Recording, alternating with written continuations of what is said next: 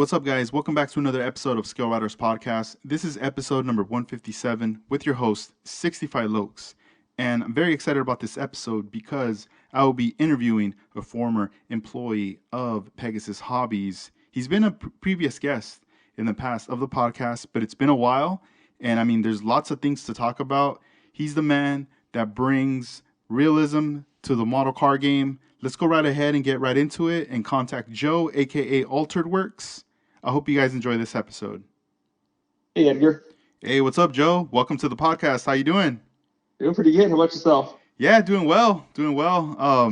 Man, I'm very excited about tonight's episode because I made a list of things that I was like, man, I haven't, we haven't done an episode in so long, and so many things have changed and happened that I Oh was yeah, like, definitely. gotta bring this stuff up for sure. Yeah, And no, definitely. yeah, but thank you, dude, for taking the time and being on here. Yeah, no, not a problem. That's my honor. It's fun, give me something to do. I'm out here in I travel a lot for work, so I'm out in Barstow right now. So I'm in a Oh, hotel. nice. So if it Dang. sounds like you can hear the echo, it's the hotel room. There's All no right. carpet or anything here. So Right on. And are you currently working on? Did you bring anything with you this time over there? no, I didn't bring anything this time. So the reason I don't really bring model stuff anymore in the hotel is because every time I get to the hotel to start working on something, I'll start working on something and I always realize I forgot something that I need. Like one time I came out here, literally forgot my X-Acto knife, so I couldn't do anything. Another time I came out, I filled in a bunch of seams at home, came out, hit the sand, and I didn't bring the right sandpaper. So that's why for a while, if you notice, my Instagram page had a lot of monster truck or RC monster trucks because those all I need is just a couple Allen wrenches, some screwdrivers, pliers, stuff like that, and I was just building those here in my room, in between. But yeah, that's the real reason I was building so many of those things is because I had one of them that I had started, never finished it, so I figured that'll give me at least I have some time here in the hotel to build afterwards. So no, so to answer your question, sorry, the long-winded answer, but no, didn't bring anything to work on it this time, and I'll be home to Thursday. What's today? Tuesday. I'll be home Thursday, so Yeah. I'll be home for a while after that, so I can definitely get some building done there. Man, that's cool. Yeah, because I mean, I did notice that on the Instagram. There was a time where I did see like a lot of the monster trucks being built, Yeah, and seeing the process. And I'm not very familiar with the RC trucks, but just seeing it was like awesome. And but then it was like, oh man, it's done. And then there was another one, and yeah, I was just tripping out. Like, man, like Joe's like knocking these out left and right. yeah. So the first one, the one that's the Skull Bandit truck, that one I actually it started the chassis. I bought the chassis from a company back east, and I started putting it together right after my daughter was born. And you know how it goes. You think, okay, I'm at home at night, I can build something, but I can't build a model because I can't paint or do anything. But honestly, my daughter was born. I didn't have time to work on any of that stuff until 8 years later. So that's how long it took to finish that one.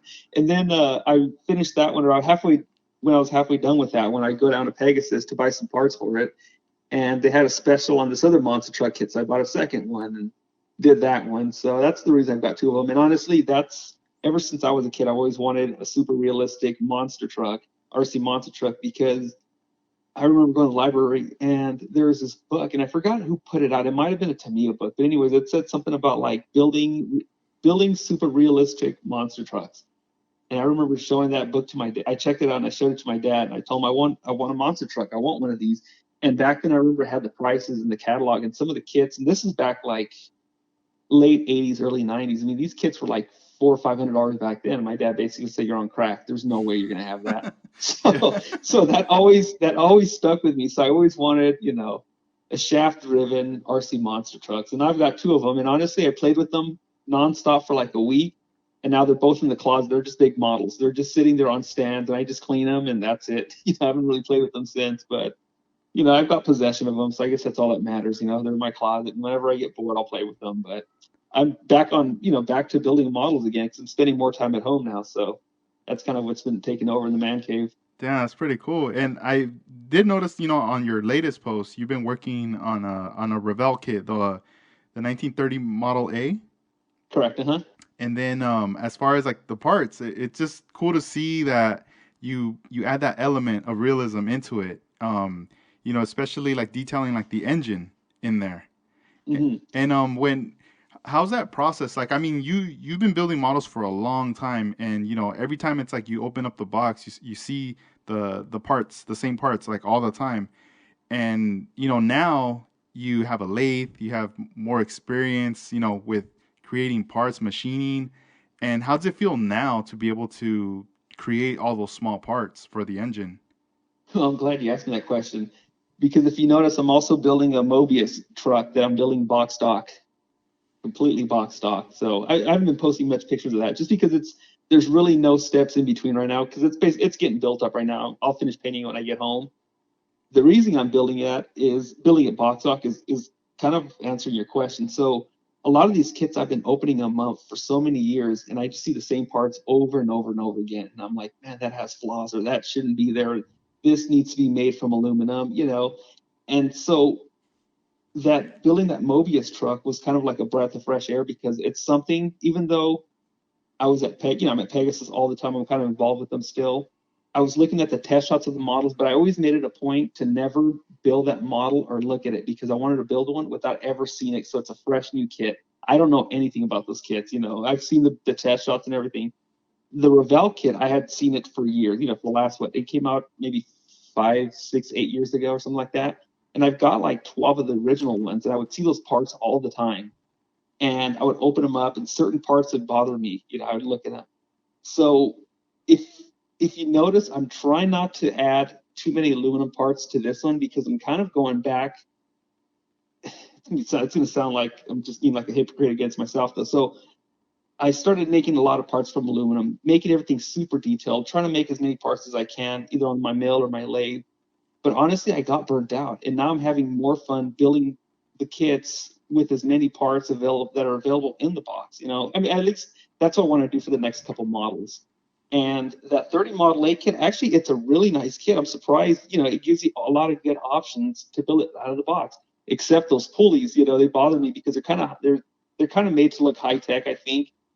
But that's the reason I decided to machine those out of aluminum was just, I've looked at them for so many times. I've looked at that pulley set, and it just didn't look right to me. And honestly, my plan originally was just to go with the plastic pulleys.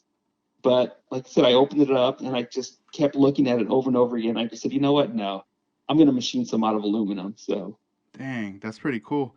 So, as far as like the Model A, is there other parts you're planning on machining to add to that build? yeah, so the taillights on that kit are nice. I like the style of them, but this is going to be, something that's kind of like this is probably in a flaw of mine, but I think the taillights are way too big. They almost look like bricks, and if you look at them, they're too thick. They're way too big for that scale of a model. But the style is nice. I mean, if I can find something that's just a little smaller, a little thinner, I would definitely use those. But what I did was I ended up filling the holes that come in that rear deck lid, and then I'm gonna machine some 50 Olds, or I think they're either 50 Olds or 50 Pontiac tail lights. I'm not sure. I think they're Oldsmobile tail lights. So I'll be machining those out of aluminum, at least machining the bezel, and then I've got some clear red styrene rod or what is that? I think it's ABS rod that I'll be machining for the red part, for the tail light lens. So I'll be machining that part. I think I'll be machining maybe a couple other little parts in the engine, and I think that's about it. But I'm honestly trying to keep it as not necessarily box stock, but as much. I'd say I'm just trying to build it with as little aftermarket and as little machine parts as possible, just because I think it's a great kit. And I want to show people that it doesn't take a lot to build that car and make it look something, make it look like a really decent model. The only other thing that the big problem that I will knock on that one all day long is the radiator. It comes with this molded, I guess it's supposed to be an electric fan, but it looks like a stack of like rings or something like that. It's hideous. I mean, if I could have one complaint, actually two complaints about that kit, that would be that would be the second complaint. The first complaint on that kit though is how it's a two-piece body. You have to glue the roof on, which wouldn't be a problem, but where you glue it on, it actually glues on top of a piece of trim. So you have to putty all that. But if you put too much putty, you start to obscure that trim.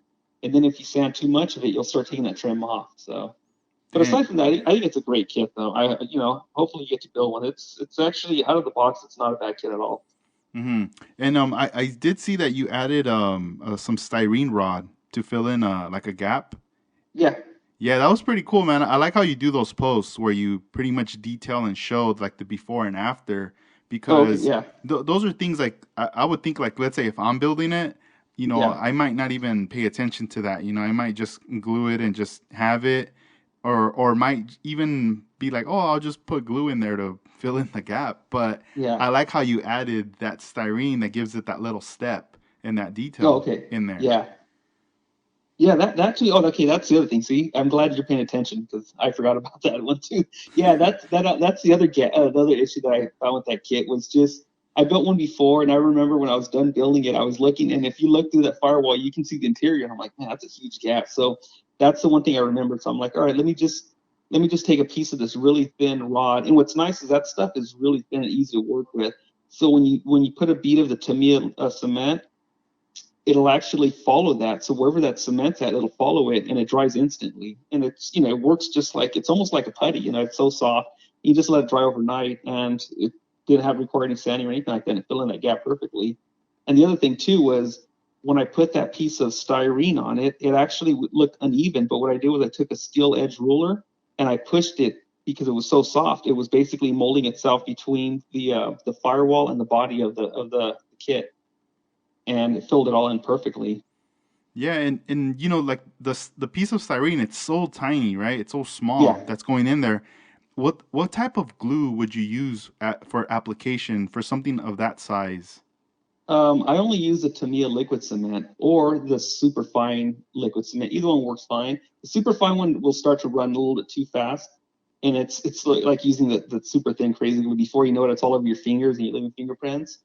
But what I do is I just put a bead of just the regular Tamiya liquid cement, and then I just put that rod on top of it. And even if it's not straight, that's okay because you still have like 20 seconds to work with it. And like I said, I just had like this metal ruler that once one side of the body was done, I took that ruler and I pushed it flush underneath the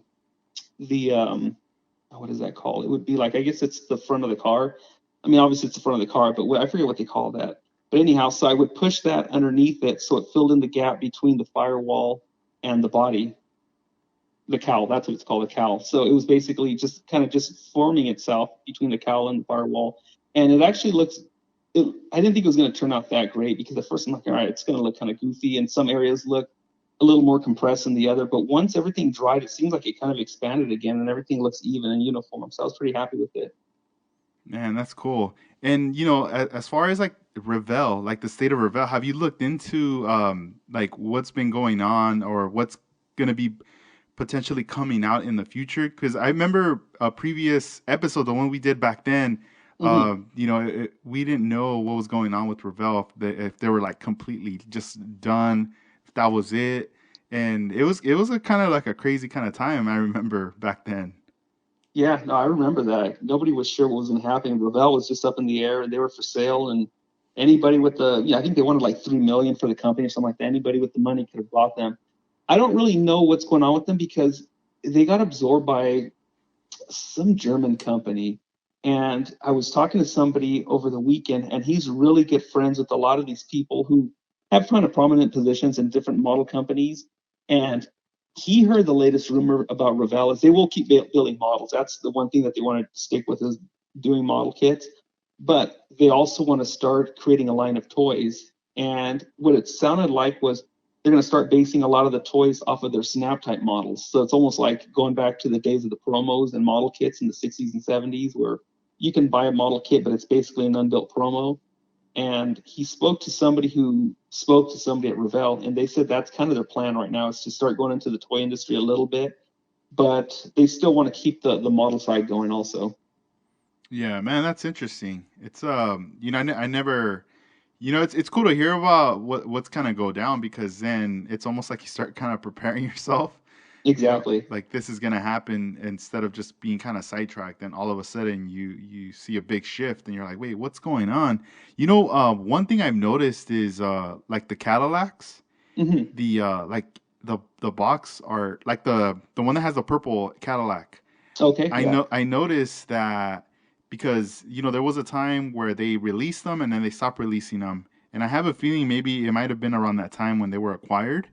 Uh-huh. And now, they're re-releasing them. They're coming out, and I remember like trying a year to try to get those kits for my online store, Uh-huh. and I couldn't get them. Like they were either unavailable, or when they would get them, they would sell out like Okay. immediately.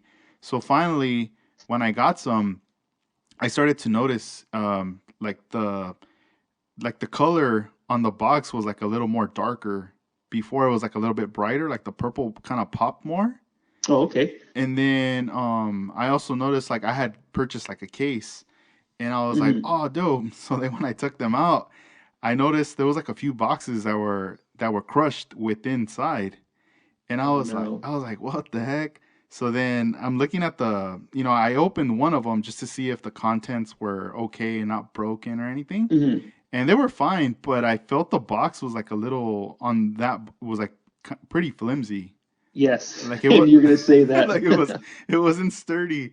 And I was like, what the heck? And then I remember going, there was Model Fest that happened in Ventura not long Uh-huh. ago, and there was a Revell Germany kit that was for sale, and it was opened, and I remember holding the box, and I kind of opened it just to peek in, but when I Yeah. felt that box too, it kind of felt the same.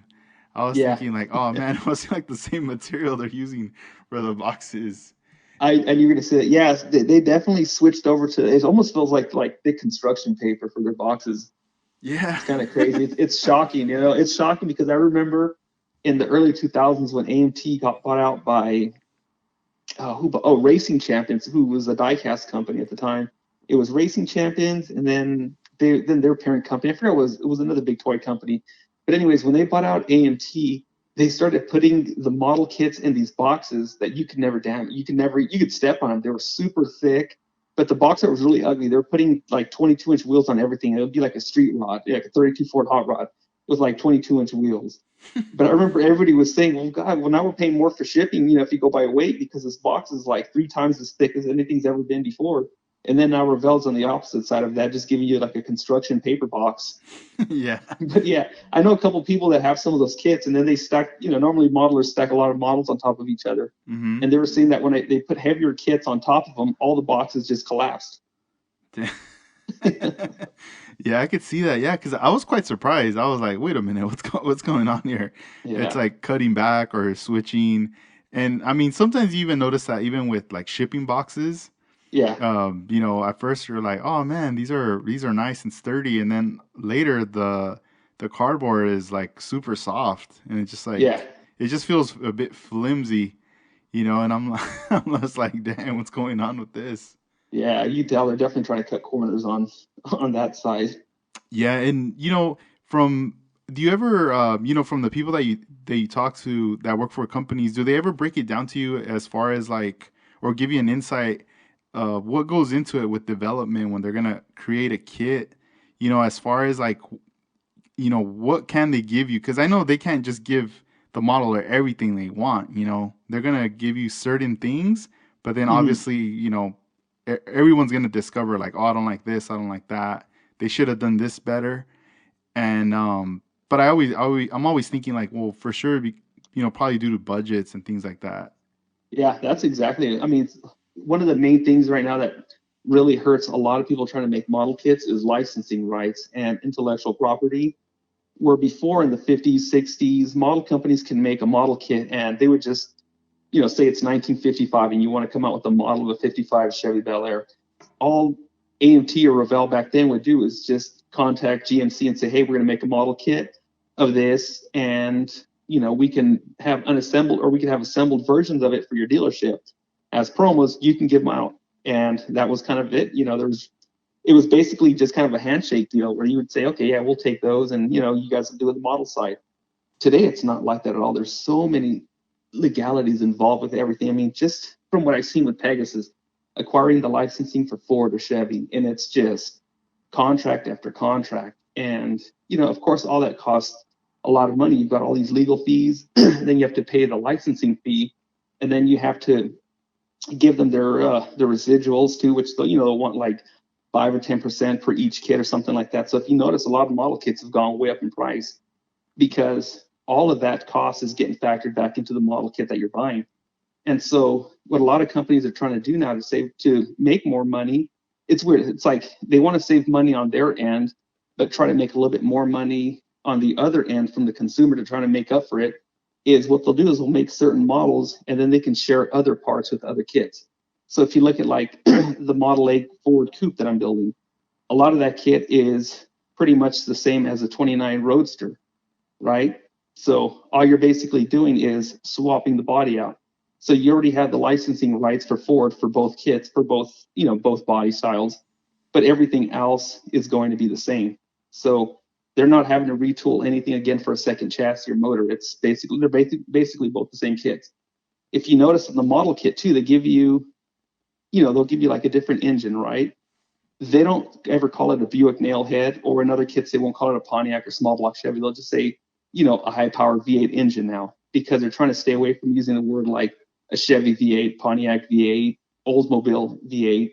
And so if you notice that they're starting to use a lot of generic terms in model kits. And then another thing too, if you notice with a lot of the at least the American kits, they're not really using name brand tires in the kits anymore, where the older kits had like Firestone, Bridgestone, Pirelli, stuff like that stamped on the tires. Now the tires are, again, generic, because that keeps the cost down. Man, that makes a lot of sense. That's pretty cool. It's interesting to hear you talk about that because, I mean, we notice it, but then sometimes we don't. Like it's almost like Exactly. we're not paying attention to it. Like, we open up the kit. Like, just think of like back then. You would open up a model kit, right? And then before you even start assembling anything, you start looking through the manual. And you Exactly. start reading, like all the sections. You're just taking your time, and it's even like the AMT kits. I remember like the 62 Bel Air, or each of them, like in the front of the page, you have like a little paragraph, Oh yeah. and you start geeking out on that stuff, start Yeah, you reading do. it. And I mean, now it's almost like, you've probably been building the kit so much, you bypass all that stuff, and, Uh-huh. you start kind of already putting it together, but then, because you already know the parts, and then after a while you're like, oh, I'll look through it real quick, like I'll skim through Yeah. it or whatever. But it's interesting just to kind of see, like those transitions as to where it's now, and it is crazy because, obviously I feel like every company who owns some type of entity or an attachment to something, they want to get paid for Exactly. what they own. And, Exactly. as far as like licensing, they normally, it depends, right? Like they could license it for maybe a year or like a couple years or Exactly. so. Mm-hmm. So it's not like they licensed it for like 10 or 20 years. It's like, yeah, it always has to be renewed. And even in those renewals, it's almost like another negotiation deal. Exactly. And it's not only that, you're not even dealing sometimes with the companies directly. So for instance, Ford, Ford or Chevy on the West Coast might hire a third party company to handle all of their licensing. So you can go through, so say for instance, you wanted to acquire licensing to do a model of a Ford, Ford. I'll use that example just because I know this kind of from firsthand. So you want to acquire the licensing to build Ford kits. Well, Ford is so big now that they look at a model company as not a pain in the ass, but they're just saying, okay, they're only going to be paying us, $50,000-$100,000 a year. That's lunch money for those people, for one office meeting or something like that. And so what they do is they handle, yeah, because they're billion, they're raking in billions. Right. So 100,000 for them is like a buffet for a week or something. So what they do is they actually have a third party company handling all their licensing. So they basically outsource their licensing to another company. So you have to deal with that company too. And so, you're dealing with another company who's, like I said, is a separate entity. And then they're kind of the middleman between you and Ford. And it just goes back and forth, just trying to bargain to try to get some kind of a deal struck up. But you never really know what's going on because you don't talk to Ford directly. You're just talking to either lawyers or somebody who's in the middle between you and the automaker. And so it's always interesting to see, what the cost really is, because that middleman, of course, wants to make money. And these are big companies too. So, when they'll say, Ford wants, you know, 10 cents for every kit you sell. do they really want 10 cents, or are they saying, yeah, that's fine, they can give us a nickel for every kit, and then that third party company is keeping a nickel also. Yeah, So dang. yeah. So there's all kinds of weird things, and it's sad. It kind of breaks my heart to see the hobby go that way, because it's, people do it just for the love of it. They're not doing it to try to, to be multimillionaires anymore. It's those days are over, Mm-hmm. and I wish automakers would realize, look, all you're doing is just advertising your stuff. Kind of ease up on the high licensing rights, because that's kind of what's going to be hurting the industry more and more. If you look at a lot of these kits now, just like Revell and AMT kits. I mean, I remember 20 years ago when, to me it seemed like the expensive model company, because a car kit was like 25 to like $50, and people were going crazy back then. Now a Revell kit is, in the 30s. AMT kits I saw over the weekend were in the $30 range for some kits. And these are kits that were tooled up in the 70s and 80s. So that tooling was paid off in the first run 30, 40 years ago. But now they're making 500% profit margin on something that was paid off a long time ago. But a lot of that is just licensing rights, and then just all the hands, it's basically all the people kind of just reaching into that pot, taking every little penny from it. And then at the end, it's the consumer that has to pay for all that. But then the consumer is going to say, well, screw that. I'm not going to build a model. I'm going to do something else because they're too expensive now. So Yeah. it seems like, that greed, I think, ultimately will, I don't want to sound pessimistic, because I hope it never happens, but that, I think, is just something that's going to starting to impact the hobby industry, because it just is getting too expensive for kids to get into. I mean, people of our age group, fine. But, say you're a parent, and you're a parent, and let's say you didn't have the model company, you didn't know anything about it, but your daughter says, Dad, I want to build a model. You go to the hobby shop and you look, and, a model car kit is $35. And then you have to buy the paint, the glue, you want aftermarket wheels, tires, everything. And you realize you get to the register and they tell you, okay, your total is like $95.50. You're just like, well, that's a lot of money. I'm just going to go over here and get a die-cast car and let her play with that for $25. So it's like, Yeah. you could sell me a built die-cast car for $10 at the gas station, but my model kit is $35. So, I think there's something wrong here. Somebody's trying to pinch too many pennies out of something.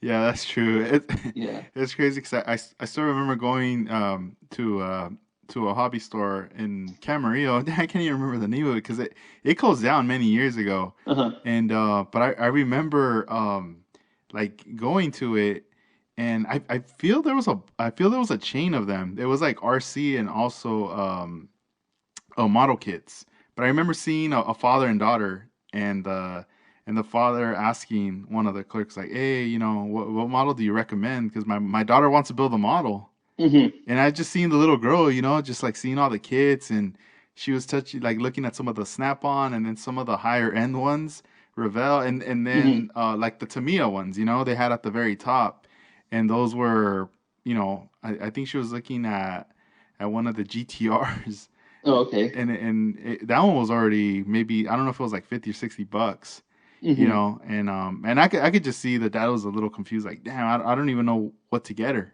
you know Yeah, exactly. she wants to get into this. And yeah, I mean, it's a trip, like with the prices, because even when I in the beginning, when I was like, all right, I'm gonna start buying model kits to sell, and I started looking at the brands, and I was like, cool, let me look through the AMT. And when I saw the prices of what the suggested retail price was, and as soon as I saw the price already like in the 30s or 32.99, 35.99 and up, Mm-hmm. I was like, nah, there's no way no one's gonna buy those off me. Like, Yeah, those are just gonna sit there. Like, I'm gonna buy yeah, them and they're just gonna sit there, because you could probably get the same kit at Hobby Lobby for like 40% off exactly. whenever they do that sale. Yeah, And I was like, nah. So I kind of I stayed back from a lot of AMT kits. Like, I'm yeah, able to get a lot of their catalog, but I don't really want to carry it because I don't think I'll even be able to sell it.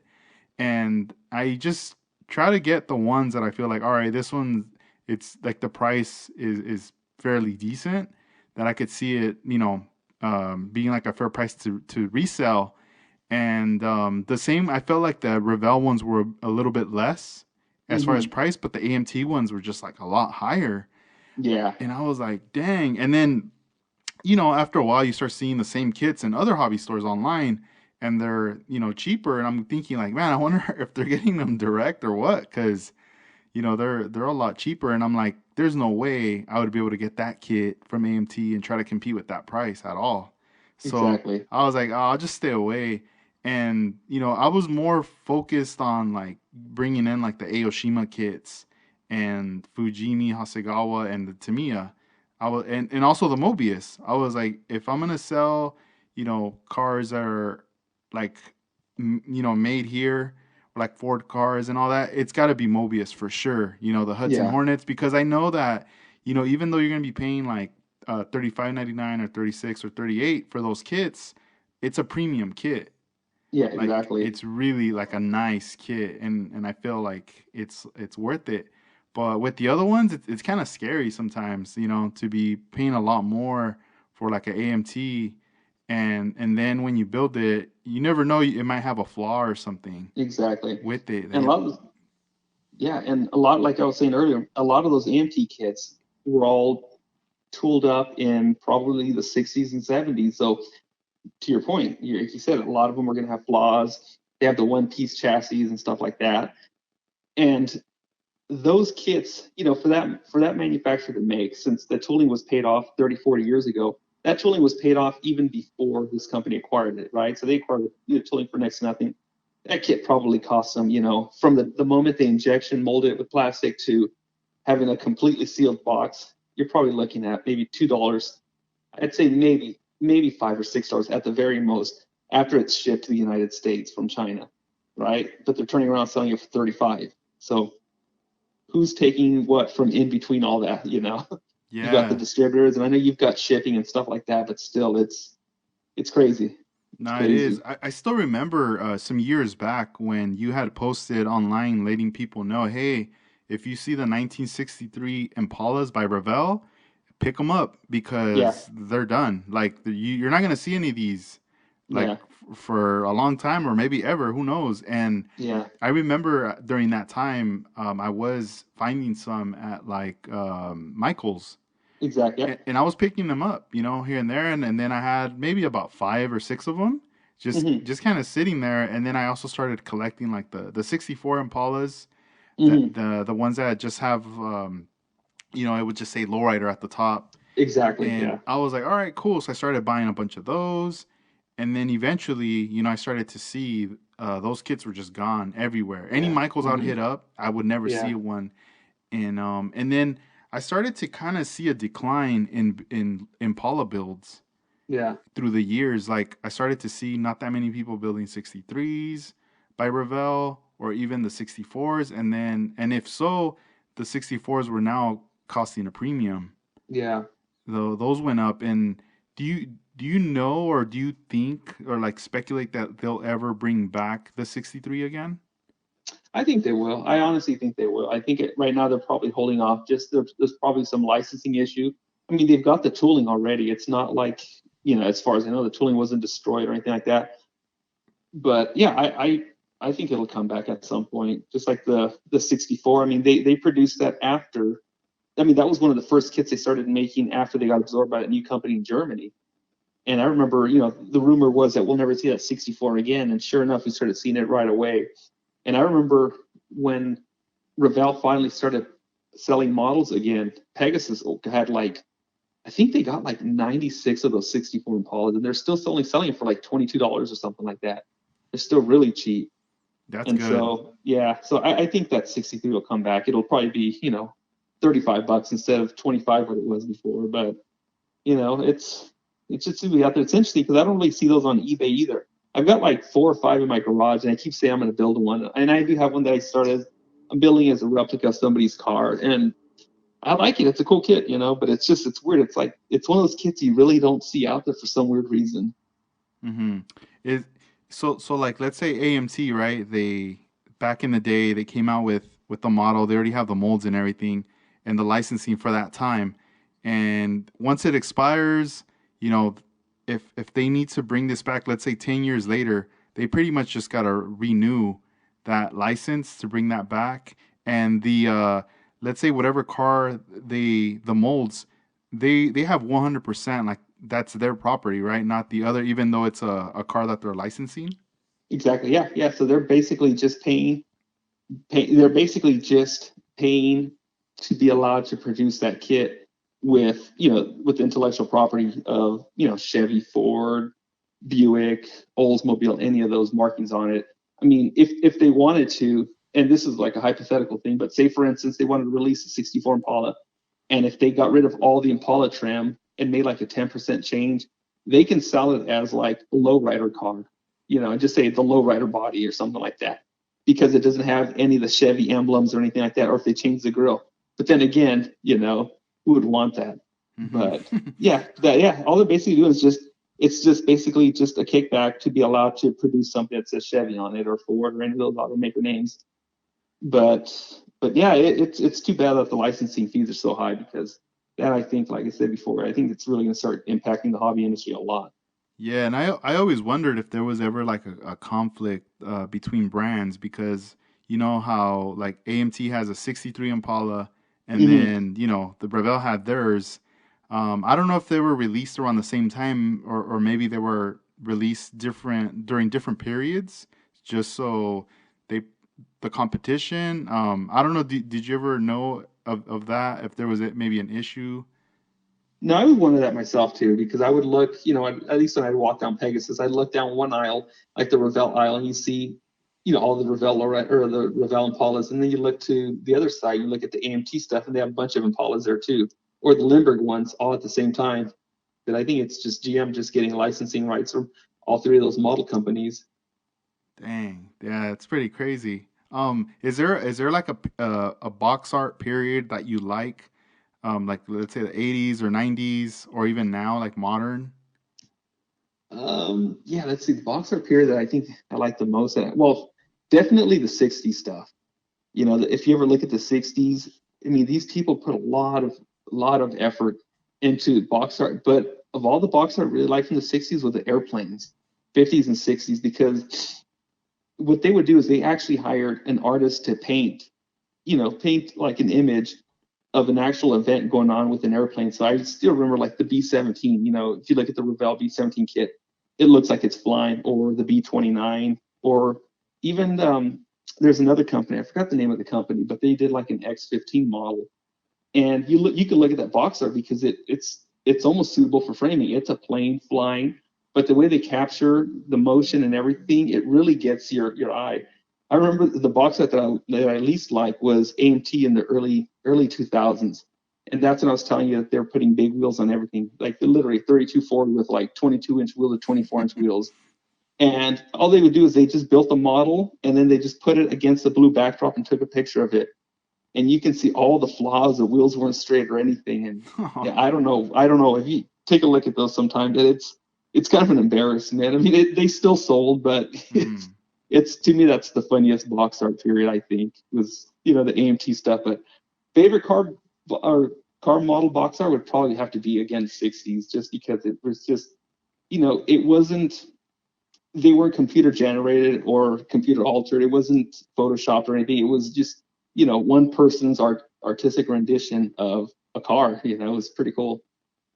Yeah, and you know how like sometimes when you go to a model show, there will be a dealer selling like vintage model car kits like Johan, and some of them are could be upwards of like 150, $200 or more. Hmm. Do you which like in let's say in the future, let's say like 20, 30, maybe 40 years from now, do you think which company do you think will be like the next Johan? Do you think it'll be AMT or like Revell or Mobius? I think it would be.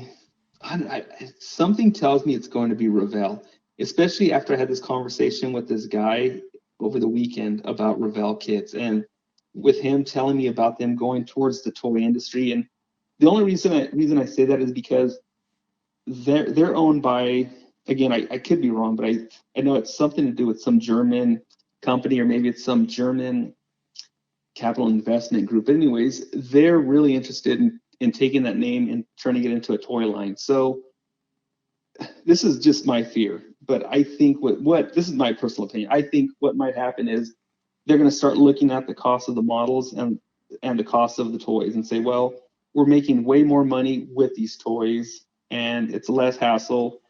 Maybe we should go that route and, maybe discontinue a lot of the model kits or just get rid of that whole line entirely because they're going to say, well, demographics show not that many people are building models anymore.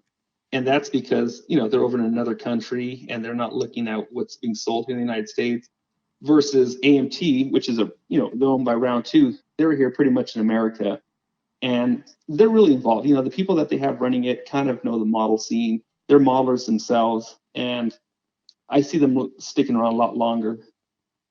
And then Mobius, that's a good question.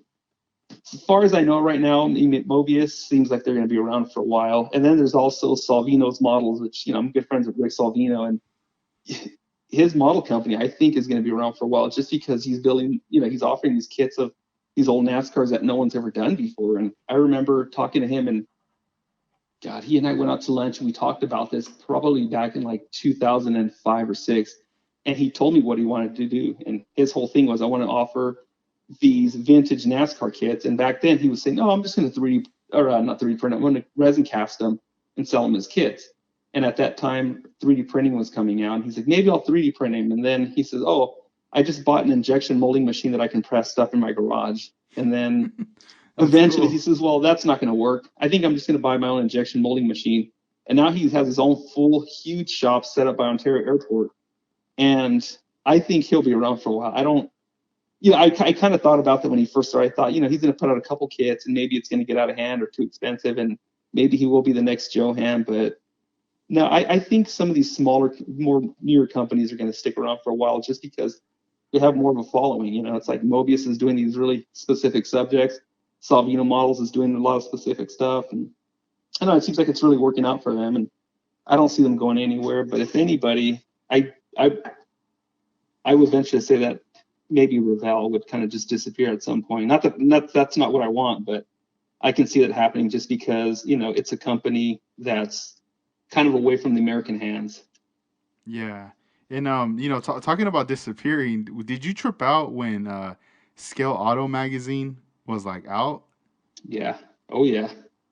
Yeah. Because, they've been around for so many years and it just seemed kind of crazy, kind of random, like not random, for sure them there, they, whoever, the moves that were being made, they knew it was coming. But for us, as far as, everybody buying the magazine, appreciating that, oh, you see one of your friends in the magazine. Exactly. Especially the, who doesn't love like the competition issues that they would put out, the annual ones.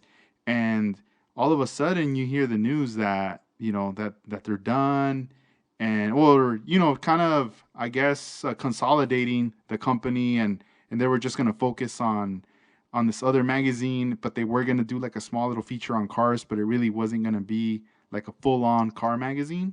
Exactly. And I don't know, that blew my mind, dude. I never saw that coming. If anything, I would have probably thought that maybe they would just say Scale Auto will exist, but just digitally.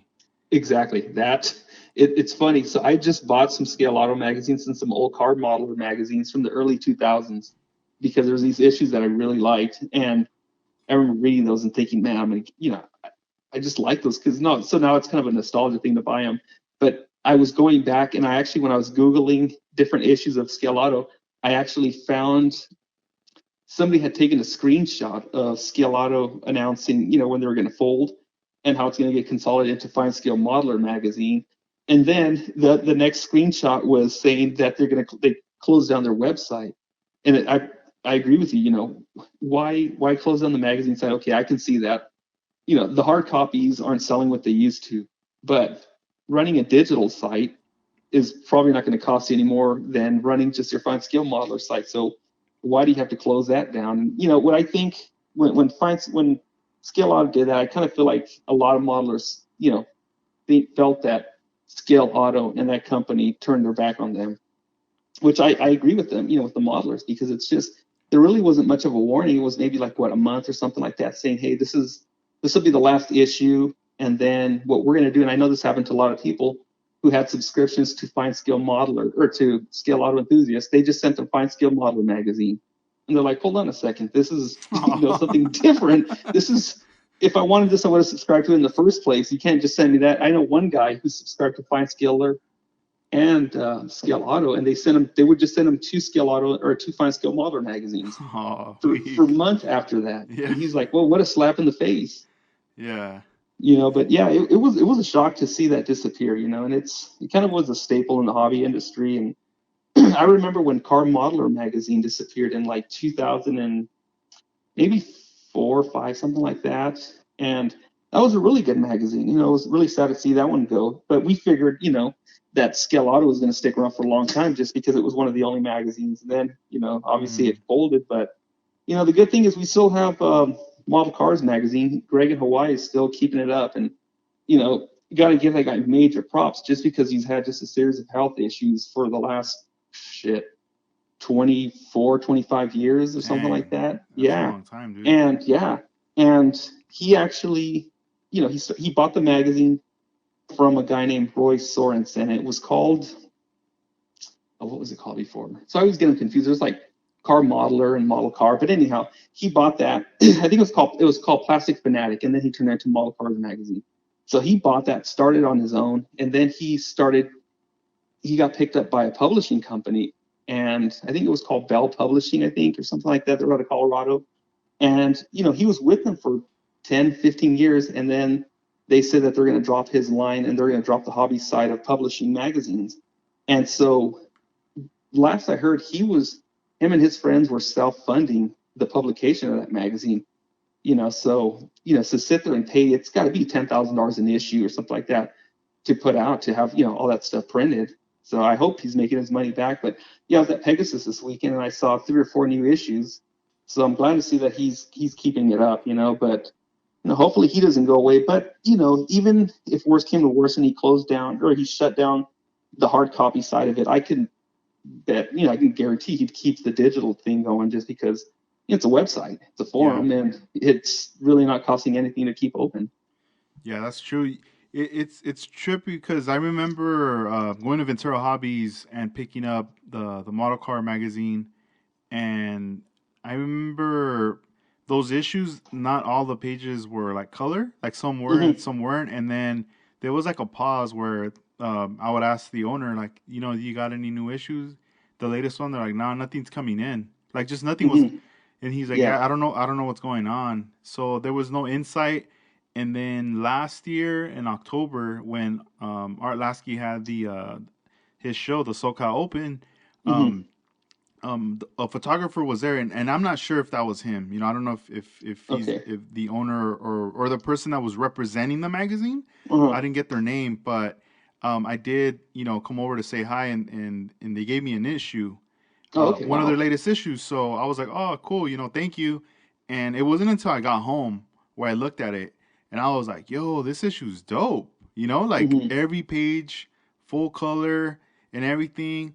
And I was like, yo, like this is what's gonna pretty much fill in that void for Scale Auto magazine not being here, and the articles and just everything that was in there was like really nice and presented. That I was like, damn, this is so dope. And I don't know, I'm sure it was just like timing. Everything. It looks like everything is coming together. And after that, there was other issues that came out, and then you start to see like the content and coverage from Southern California model builders in there too. Exactly. Which is awesome. It makes it exciting. You're like, oh man, this is dope. And then I started thinking like, man, when I seen that magazine, I was thinking, man, I would love to like even offer this magazine in my store to sell it, because even I had even reached out to like Willie and David of Dedicated Magazine, and I was like, hey, whenever I know they haven't put an issue out yet, they're working on it, but I said for future issues, let me get a case or something, I wouldn't mind. Just because, at some point there's going to be someone who probably lives somewhere where there's not a hobby shop, or they just don't have the access, or maybe are unaware that the issues are out there. And if I have, access to it and I could just, put it all together in an order, that would be pretty cool. Exactly. You No, know, for sure. Yeah, I agree with you. Yeah, kind of back to Model Cars magazine. What I really like about Greg's magazine is everybody that contributes to it are all model car builders. And that's the one thing, and they all have a passion for the hobby. I mean, you look at, I was flipping through it a couple days ago when I was at Pegasus, and I saw this name I hadn't seen in a long time. This guy named Scott Colmer, and God, he's a great builder. I don't know what, I just kind of he kind of just disappeared. Hadn't seen the name and kind of just forgot about him, but it was great to see an article by him because I remember talking to him when I worked at Pegasus, and he was a passionate model builder, very talented. But just all the names, everybody that contributes to that magazine, all do it for the passion of it. And I remember when Scale Auto got acquired by a company called Combat Publishing. When that happened, it all became corporate, and it was just they were recycling articles over and over again: how to bare metal, how to paint, which is good. There's people that are just getting into the hobby, so if that's your time to get into it, you see that magazine, that article, that's great. But it seemed like you can see that there really was no passion. It was just something to sell advertising, you know, selling advertising slot cars, advertising some things are kind of hobby related, but for the most part, it just became almost like this advertising catalog. Now, and I know you have to have advertising to yeah, pay for it, but basically, my feeling when they got absorbed by Kalmbach was they really didn't care too much about modelers. It was just, I mean, I'm not saying that the staff didn't, but it was the parent company that owned it was yeah, just like try to make money with this magazine here. And I will tell you something. So here's kind of a hobby insider why a lot of mom and pop hobby shops didn't carry Scale Auto Enthusiast magazine and Fine Scale Modeler. So people would always ask, they'd go to Pegasus anytime after like 1999 or 2000. Do you carry Scale Auto? Do you carry any of the Combat Publishing magazines? No, we don't. And so I was there when Pegasus and a lot of hobby shops across the United States kind of got together and boycotted that magazine because when they got absorbed by Combat Publishing, this would have been maybe around 99 2000. There was this campaign for this hobby shop or for this online hobby shop. And I'll never forget the name. And a lot of the people that I worked with at Pegasus went on to this place and they all worked for the company.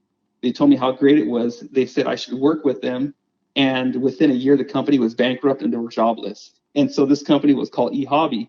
And so Combat actually struck a deal with them.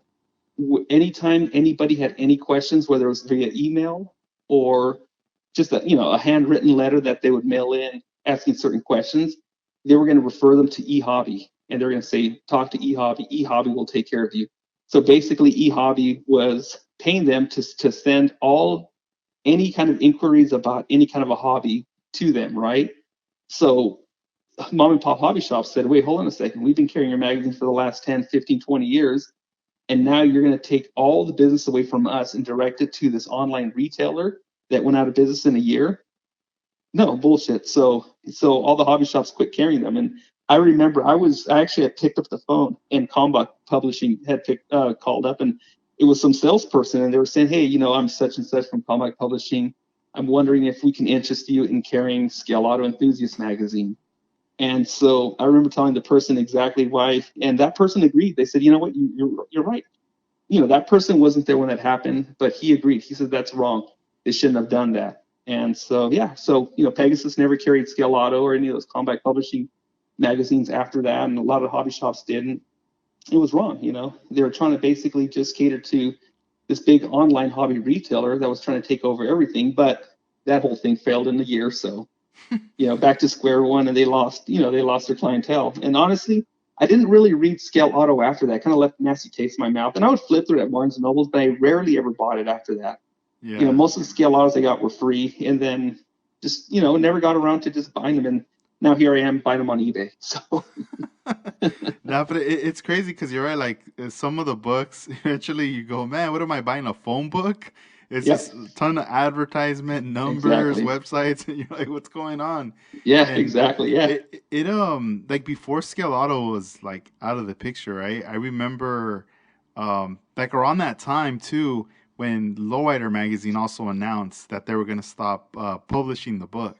yes, And I was like, when I saw that out, everyone's like, yo, like that's it, they're done, it's over.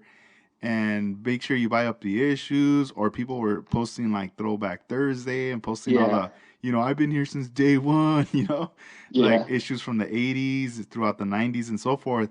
And I remember, there was a time where I was buying like the latest books that were coming out. I would hit up like the local CVS or a 7-Eleven or a Walgreens, Yeah. and they would have an issue. But I started to notice, like a change in the magazine. I started to notice that the book, obviously, it wasn't as thick as like the ones in the 90s, Yeah. like tons of advertisements for rims and and other services. But this magazine, it was just like, all right, cool. They're getting to the point. They're showing you the cars. Yeah. They're explaining. Or they're showing you now like the owners, and you do see the change. They're not showing any like women in bikinis or anything like that. Exactly. It was Yeah. more like a family thing. They're showing Yeah. them with their Exactly. family. All right, cool. That's cool. But then the books started to change. The quality started to change, Yeah.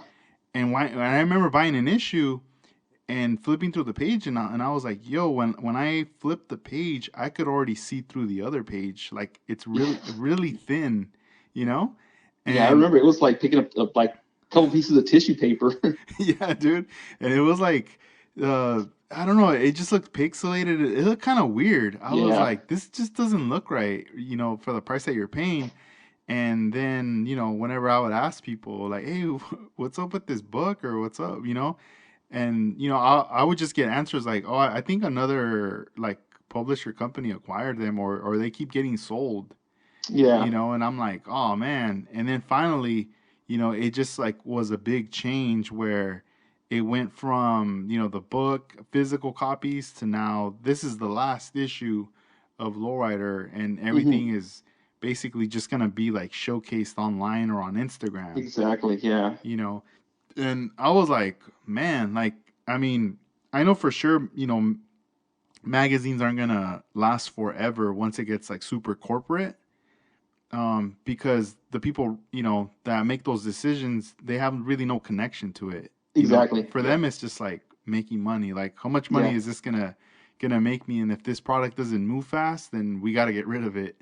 Exactly. And it's a trip. So when that happened, I kind of felt like Skill Auto might, do that move, stay online, or that way. But then once it was like completely gone, I was like, dang. And I remember there was some articles where I would always go online or on their message board to find out about like doing like roof like chop tops and all these like just different cuts right on a car, Hmm. and all those articles were gone. Yeah. Like it's almost like they just hit like delete or something, and everything was just gone, like Gone. Yeah. everywhere, dude. Exactly. I Yeah. was like, damn, that sucks. Yeah. Yeah. That's what I'm saying. I felt like they kind of showed their colors there towards the end of like, okay, there's no passion in it. Let's just delete all of our content now. If we're not going to make money off of it, we don't even care anymore. And it's not like they could have said, you know what, we're just going to keep the forum going. Maybe we'll just close it where nobody can post anymore, but people can go back and read these old threads and get something out of it. But it's just like, no, we're just going to shut everything down and close it off and just call it a day. Hmm. So Yeah, it's crazy. Yeah, you definitely need to get people that are passionate, and yeah, especially with what's going on with the Model Cars magazine for sure. That's pretty awesome, man. I'm happy to yeah. hear. I didn't know that everybody, it's almost like, they're probably just like old friends coming together, putting all this together for the passion. Yeah, no, if you ever look at the names of the people who contribute to it, those names you'll see, or at least you would have seen in, the days of Scale Auto Enthusiast, Model Car Magazine, or any of these other ones. It goes far back. I mean, you look at the list of the people that have contributed to that magazine, and everywhere from Daryl Gasso, he's the one that would help put on the San Diego show, to Jairus Watson, who does these really nice artist renderings. Just all these people, and it just goes on and on. You look at that, you're just like, man, this is kind of a who's who magazine. And I don't think people ever realize like the amount of talent that's in that magazine. I mean, it's like some people just look and go, it's just a small little like, almost like a little fanzine in a way. But then you start looking at it, it's just like, no, these people are very talented. Same thing with like Lowrider Bike magazine. When it first came around before the end, it's just you had Nathan Trujillo, who was, a good photographer and really nice guy, and really had a passion for kind of showcasing a lot of these young kids back then. And I remember seeing him going from show to show and, interviewing these people, taking pictures of people's models and stuff. And you can tell his heart was in it. Every time I would see him, I used to just, me and my friends would just, kind of just pester him because we're just kids. But it's like you can stop Nathan and talk to him back then. And towards the end, I mean, I don't really know what happened to Loretta Bike magazine. I really didn't buy any towards the last like maybe year that it was around. But the very beginning of it, when Nathan was there and it was owned by Park Avenue Publishing, they did it just because they knew that there was these young people who at some point were going to get into the actual lowrider scene, but they were kind of just getting started with just building models and bikes. And you could see the passion was there in that magazine. You can tell they weren't doing it for money. It was just it was almost just like, it was obviously like the little brother to Laura magazine.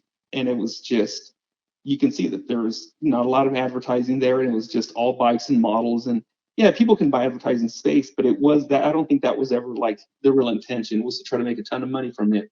And then towards the end of it, you saw it. Yeah, they're definitely trying to make more money, but I think that's when it was bought out by, I think, I forget the name of the publishing company, but after they acquired it, you can definitely see the difference, because then all of a sudden there's all this advertising there for things that weren't really related to the hobby industry or lowrider bikes or anything like that.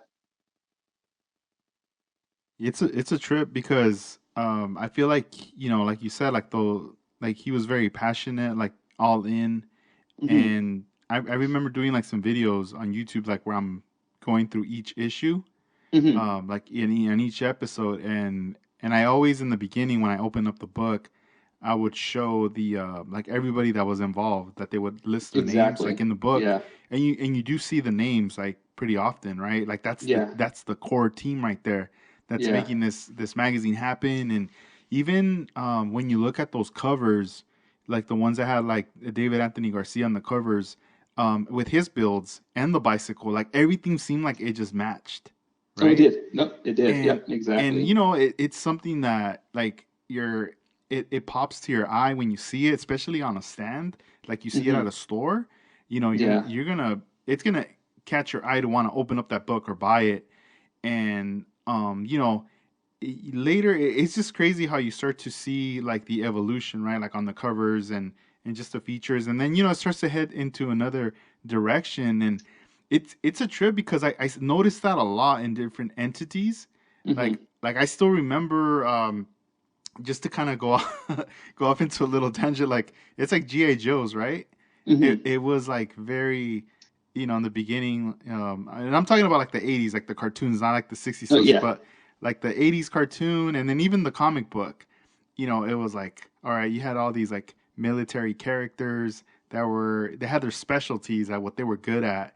And even the colors, there were really basic colors, like just, your standard green with some black or brown.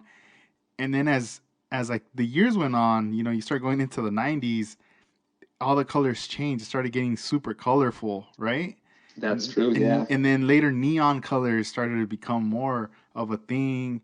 And by the end of that line, what killed it, what was pretty much the end of it, was it got too bizarre where now they're fighting aliens.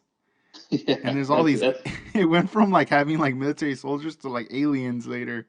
that's a really good And analogy. Yeah. That's Lowrider Bike magazine. That's a lot of those magazines. and like that was it. It was like, wait a minute, I have no connection to an alien. Yeah. Like I'm not gonna buy that toy that's on that peg. With the dude has like six arms or whatever, Yeah. and you're like, man, I wanted to buy this other character that looks like really badass. He comes with like a sawed-off shotgun or whatever, Yeah. and I don't know. It was just a trip, but I see that happen sometimes with certain entities where I go, what the heck, Yeah. and What happened here? yeah. And when I was buying some of the issues, even I mean, I haven't even looked right now at this point, but I want to say maybe like a couple years ago, I would go on eBay and I started looking up back issues of Lighter Hmm. Bicycle magazine, hoping to get and fill in those the gaps, right? Yeah. And then I start to see some covers that I'm like, yo, I never even ever seen this cover before, or like, Exactly. man, this looks super weird. Yeah, Like, that's when it got taken over by somebody else. It got really weird. yeah, and I was like, nah, I don't know. I'm not even sure because I'm all sliding through the photos, hoping that they show some model cars, Yeah. but they're just showing you like a few pages, and it's mostly bikes, and I'm going like, nah, I don't think that's gonna be like a solid issue to even Yeah, to even exactly. spend so much money on it. Like, I might not even get that many cars in there to see. Yeah, exactly. Yeah, I remember that the reason I stopped buying it was kind of you're saying like there's no that's really a good way to put it. There's no connection to it. So when Lowrider Bike Magazine first came out, I remember reading an article in this newspaper that was around our area. It's called the Progress Daily Bulletin or something like that. And I remember they had an interview with Alberto Lopez, the publisher of Lowrider Magazine when it was owned by Park Avenue Publishing. And I remember him talking about they're going to come out with a Lowrider Bike Magazine for kids. And I remember I was like 12 or 13 when I read that. And I was blown away. I couldn't believe it. And so to your point, there was a connection there. So it's like I was building models at the time and I had a lowrider bike and I still have that same lowrider bike. It's in my garage. And I could ride that lowrider bike. And I remember reading lowrider bike magazine throughout the years in high school. I would read it. And then as I got older, I started looking and I'm like, okay, I see the model cars and I can tell the model car section is really starting to shrink now. They're showing you weird, goofy things. But then I'm like, these bikes have no connection to this. There's a bike that looks like Wolverine. I don't know what's going on here. You know, it's just really weird. Wolverine. Yeah, there's like it had like the Wolverine gloves for the jumping forks or whatever. I'm like, all right, this is really not for me anymore. You know, there used to be bikes and now it's and I'm not knocking the bikes because to me those I mean they're like art pieces, but I was already older then, so it's like well when I was a kid it was a bicycle. So but I remember thinking like, oh, I don't see a bike here anymore, and the model section has changed a lot. They're not really showing you. Or the other thing too is they're showing builders that I really couldn't relate to either, or didn't see anymore because when I first got into it, I remember the first issue when it first came out. I was actually at this liquor store by my parents' house, and I remember I went in there to buy a bomb pop, and I remember standing in line and I just saw it. I'll never forget, like you talking about the cover. I remember just staring at it, and it had Claim Jumper, and it had this brown 64 Impala convertible. And I remember just staring at it, and I was like, holy shit, it finally came out. And I went home and I asked my mom for a few bucks, and I bought that cover, that issue. And I remember reading it cover to cover every day for weeks and weeks. And so this would have been, I forgot when it was, but anyway, so at that time, Thump Records, who was owned by Park Avenue Publishing, Lowrider Magazine, they would always have these stands over at the LA County Fair. And I remember I was at the LA County Fair, and my mom says, hey, if you want, I know you already wore out that issue. That was the first issue. You should go back and buy more first issues. So I took your advice, and I still have those first issues in the garage. That's And I cool. bought them. Yeah, I bought a bunch of them. And then, so, I remember just reading it and just seeing all these builders, right? And I just couldn't even believe that that was possible. I'm like, what the hell? I've never seen anything like this because we didn't have the internet back then. And then I remember at that time, that's when I first actually, yeah. So when that magazine first came out, I discovered Pegasus. I was in the Lowrider bike, so everything really just kind of meshed together. I just couldn't believe it. And I remember going to Pegasus, showing them the models in that magazine, and then having Mike Flynn, rest in peace, he was my mentor. He showed me. He says, "You want to build models like that? I can show you how to build models like this, and even better." Because he was so far ahead. I mean, he was already machining parts back then. And so he really took the time to show me how to do stuff. And I remember just thinking, man, this is crazy. I can never be, that good. Long story short, the second issue of Lowrider Bike magazine, because of his influence, I had a picture in the second issue. And I remember being at the same liquor store, and me and my friend went to the store, rode our Lowrider bikes, got the second issue, and I remember he took it from my hands and he's flipping through it. And he goes, "Oh my God, Joe, your car's in this magazine." And he showed it to me, and I remember I almost fell. I remember literally sitting on the curb in front of the liquor store, putting my hands between putting my hands between my face and my knee, and I was just shaking. I couldn't even believe it. Here's the Damn. second issue of Lowrider Bike magazine, and my car is in there with all these greats, with all the names that I would recognize. I just couldn't even believe it. I'm just like, holy shit. And it was the show, and I remember that show. That's when I first saw what all the big name builders were. I mean, everybody from I remember like seeing Jarvis Malone and Todd Anderson, Armando Flores, Barry Garcia, Anthony Garcia, all those people, and then seeing them in person, to me, those are rock stars. When they walked in, I could not believe them. Like, holy shit. And I remember for like some of those people to say hi to me, I remember David Anthony Garcia said, "What's up?" to me. To me, that was like Elvis Presley or Michael Jackson saying hi to you. Yeah. That just fucking, I'll never forget that floored me, just to get recognized among these people. But so there was always a connection there, but towards the end, like you said, it evolved where it just kind of just got out of it, where I wanted to support the magazine, but I personally didn't have a connection. But it doesn't mean I wanted it to go away, because then there was going to be somebody younger that came in at that time and they had a connection with it. But unfortunately, that magazine didn't live on, and now it's kind of history.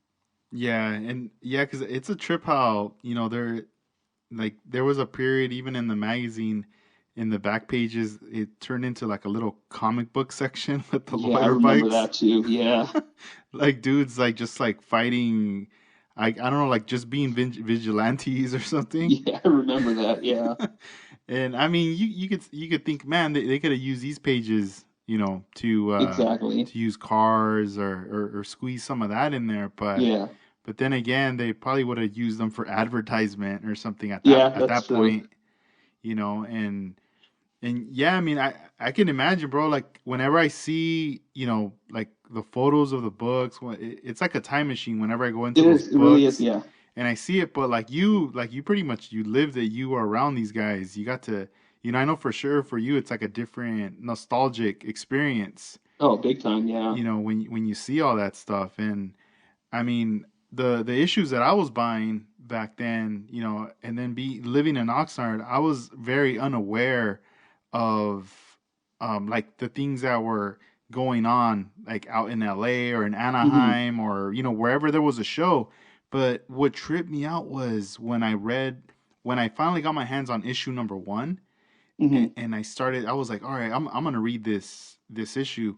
There's a section where they do the coverage of a model car show, Yeah. and it just kind of blew my mind because in there they were doing a model car, and it was the Model Fest, Yeah. and that was put by Ventura Hobbies, but I believe it was being done in a different city in Ventura Oh, was County, it? Uh-huh. but not in Ventura. It was, I can't remember. I don't know if it was Westlake or Thousand Oaks, but Okay. I know it was like like next to Camarillo or so. But Okay. it seeing something like that, I was like, oh my god, like right there, to me it's almost like, because I grew up in that county, it's just, Mm-hmm. automatic, like, oh, it's like history, right? Exactly. Yeah. But then now that I'm like, I met all you guys and I'm living, even closer to you guys. I mean, we're not really that far from each other, you Yeah. know? We're not. No. And but it's just kind of cool, like, throughout the years, seeing each other at shows, interacting with each other on the internet, on Instagram, and just seeing everybody still like building and just, getting into and keeping your mind busy. There's more of a connection. And then like you said, like, David Anthony Garcia saying what's up to you, it's like, like if Michael Jackson said hi to you, Yeah. and it's like, even though I just met him, let's say like 2 years ago or 3 years ago, I know what you mean. Like I feel Yeah. that, with a Yeah. lot of these guys, because you look at these magazines and you go, damn, like they were paving the way back in the day. Exactly. Yeah. I remember. I mean, David Anthony Garcia. Everybody knows he's a talented. I mean, that he's talented in so many ways.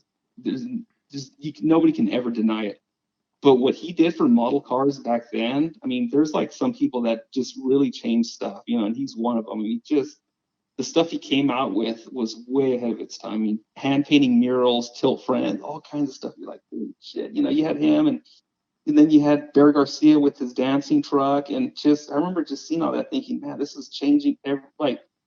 So Loretta Mike magazine came out 4 times a year, was supposed to, and it seemed like in every issue, which would have been every 3 months or so, the progression of modeling from one issue to the next is just going through the roof, man. I couldn't even believe it. I'm like, okay, first it's just hand painting like the undercarriage, and now it's really chrome, it's electroplated chrome, and now it's got machine stuff. Armando Flores, I remember him machining like brass parts and like these Delron wheels, and that's around the time when I met Mike Flynn. He's saying, no, you got to do is you got to machine parts. And I'm 13 years old. I don't know how to machine, so I don't even know what a lathe is, and him allowing me to, go to his house at some point and then making parts on his lathe. As a kid, you're just like, wow, this is, something else. And then just seeing the evolution of modeling from that point, it's crazy.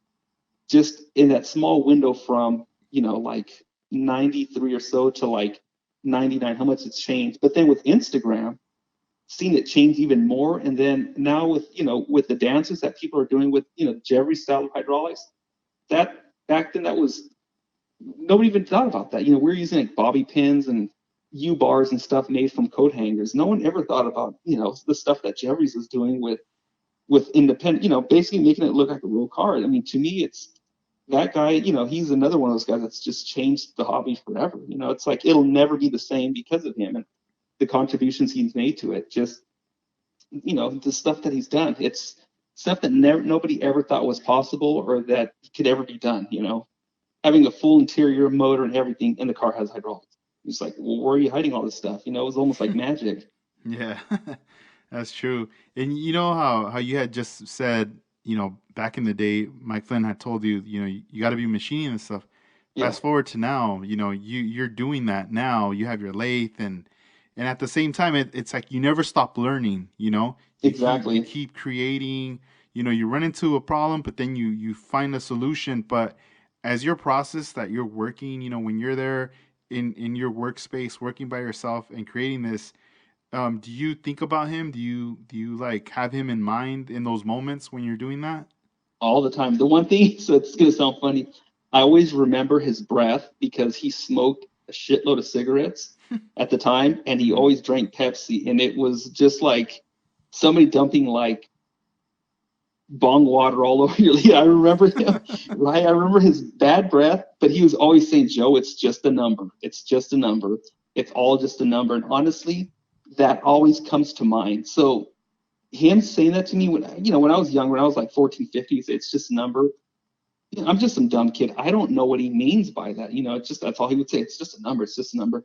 But as I got older and I started machining stuff, I know exactly what he means now. So his whole thing to me is, and this is one of the last conversations that we're having. He and I spoke for like almost well over 2 hours, and I was just getting more pointers about machining certain parts. And he was telling me, he says, just what is the part that you'd like to machine right now? And I was telling him, well, I want to machine this lid for like an oil can. And he's like, all right, what does it look like? I'm like, well, it's round and it's stepped and stuff like that. And he's like, okay, what you do is don't ever think about it as a part.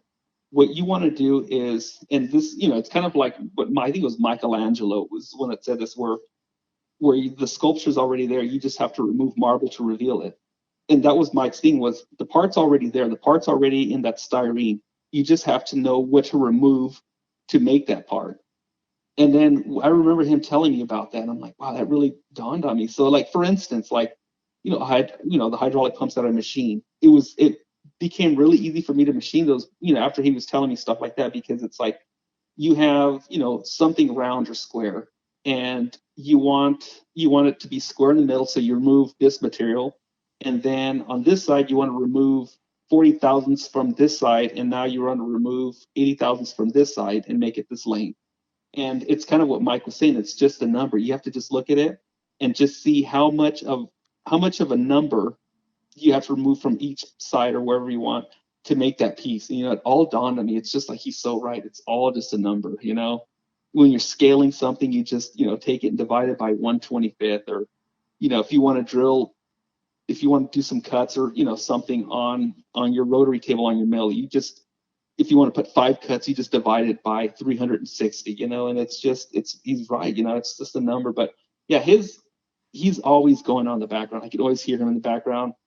And then there was another guy named Jack Davis, who's a really well-known model builder.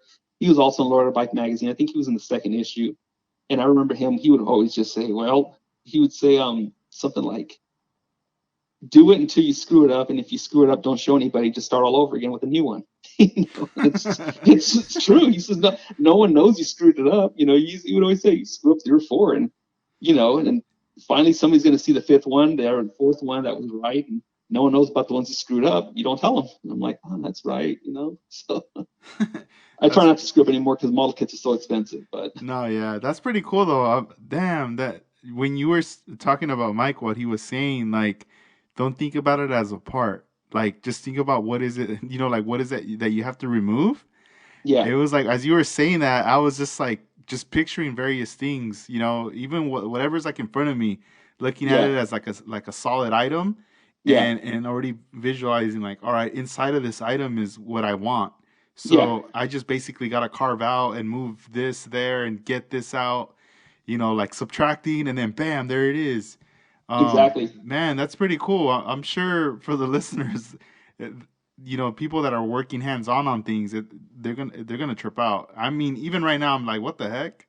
Like, Yeah, I yeah, never, I that to never me, looked at it like that. I would probably be looking at it as like, oh, I want to make this part, you yeah, know?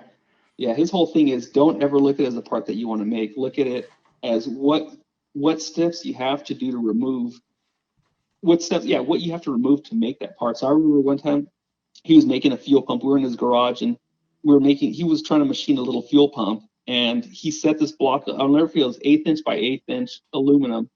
And he set it down on the table. He goes, I have to figure out how to get an aluminum pump, or I have to figure out how to get like I don't know if it was a fuel pump or something out of this. And he was like, well, it looks like I need to take this square piece and make it round right now.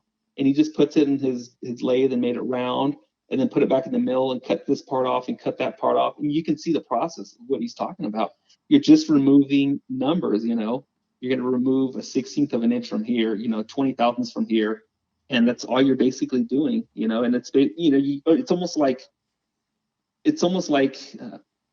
a mental CNC game where it's like you're programming your mind to remove, basically just decimals or fractions, whatever you want to go with, from certain parts of an overall part, and then you just keep removing stuff until you get to that part. And to me, that just kind of just blew me away. It was kind of an eye opener, but I didn't understand it when I was younger. I'm like, I don't, I'm not in school. I don't want to know about math right now. But then you get older, you just realize, oh yeah, that makes total sense. You're just adding stuff, and then you're going to remove it.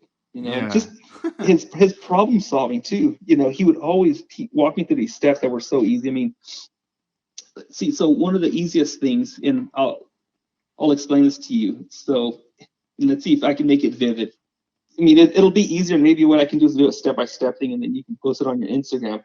But for instance, I wanted to fill in these holes in a model, right? And I was telling that every time I fill it in with either crazy glue or putty, I have to keep sanding it. And then I can sand it, do all this work, and then shoot some primer. And back then we're using house color primer. We'd shoot the primer on it, and wherever you did body work, you would always see it. And I'm like, oh, what the hell? I just fill this in, and now I can see the spot where I fill in that hole. So what he told me to do, and this is genius, I never thought about this, and this is what I do all the time when I'm filling stuff in. Take a piece of sprue, you hold it over a candle or a lighter, and you stretch it, right? And as you're stretching it, it starts to taper off, right? So it's getting real thin, thin, thin, right? But just think of it as almost like it's cone shape, right? Hmm. And so what you do is you just cut in the middle, and then you put some liquid cement inside that hole you're going to fill in. And then you take that piece that you stretched and you push it all the way in until it completely stops, right? And then you just let it dry overnight, and then you clip it flush, and then you sand it. So what you've done was you've taken styrene and filled in a hole with more styrene that's bonded with liquid cement. So basically fuses, and it fills it in with more plastic. So you have no putty to use.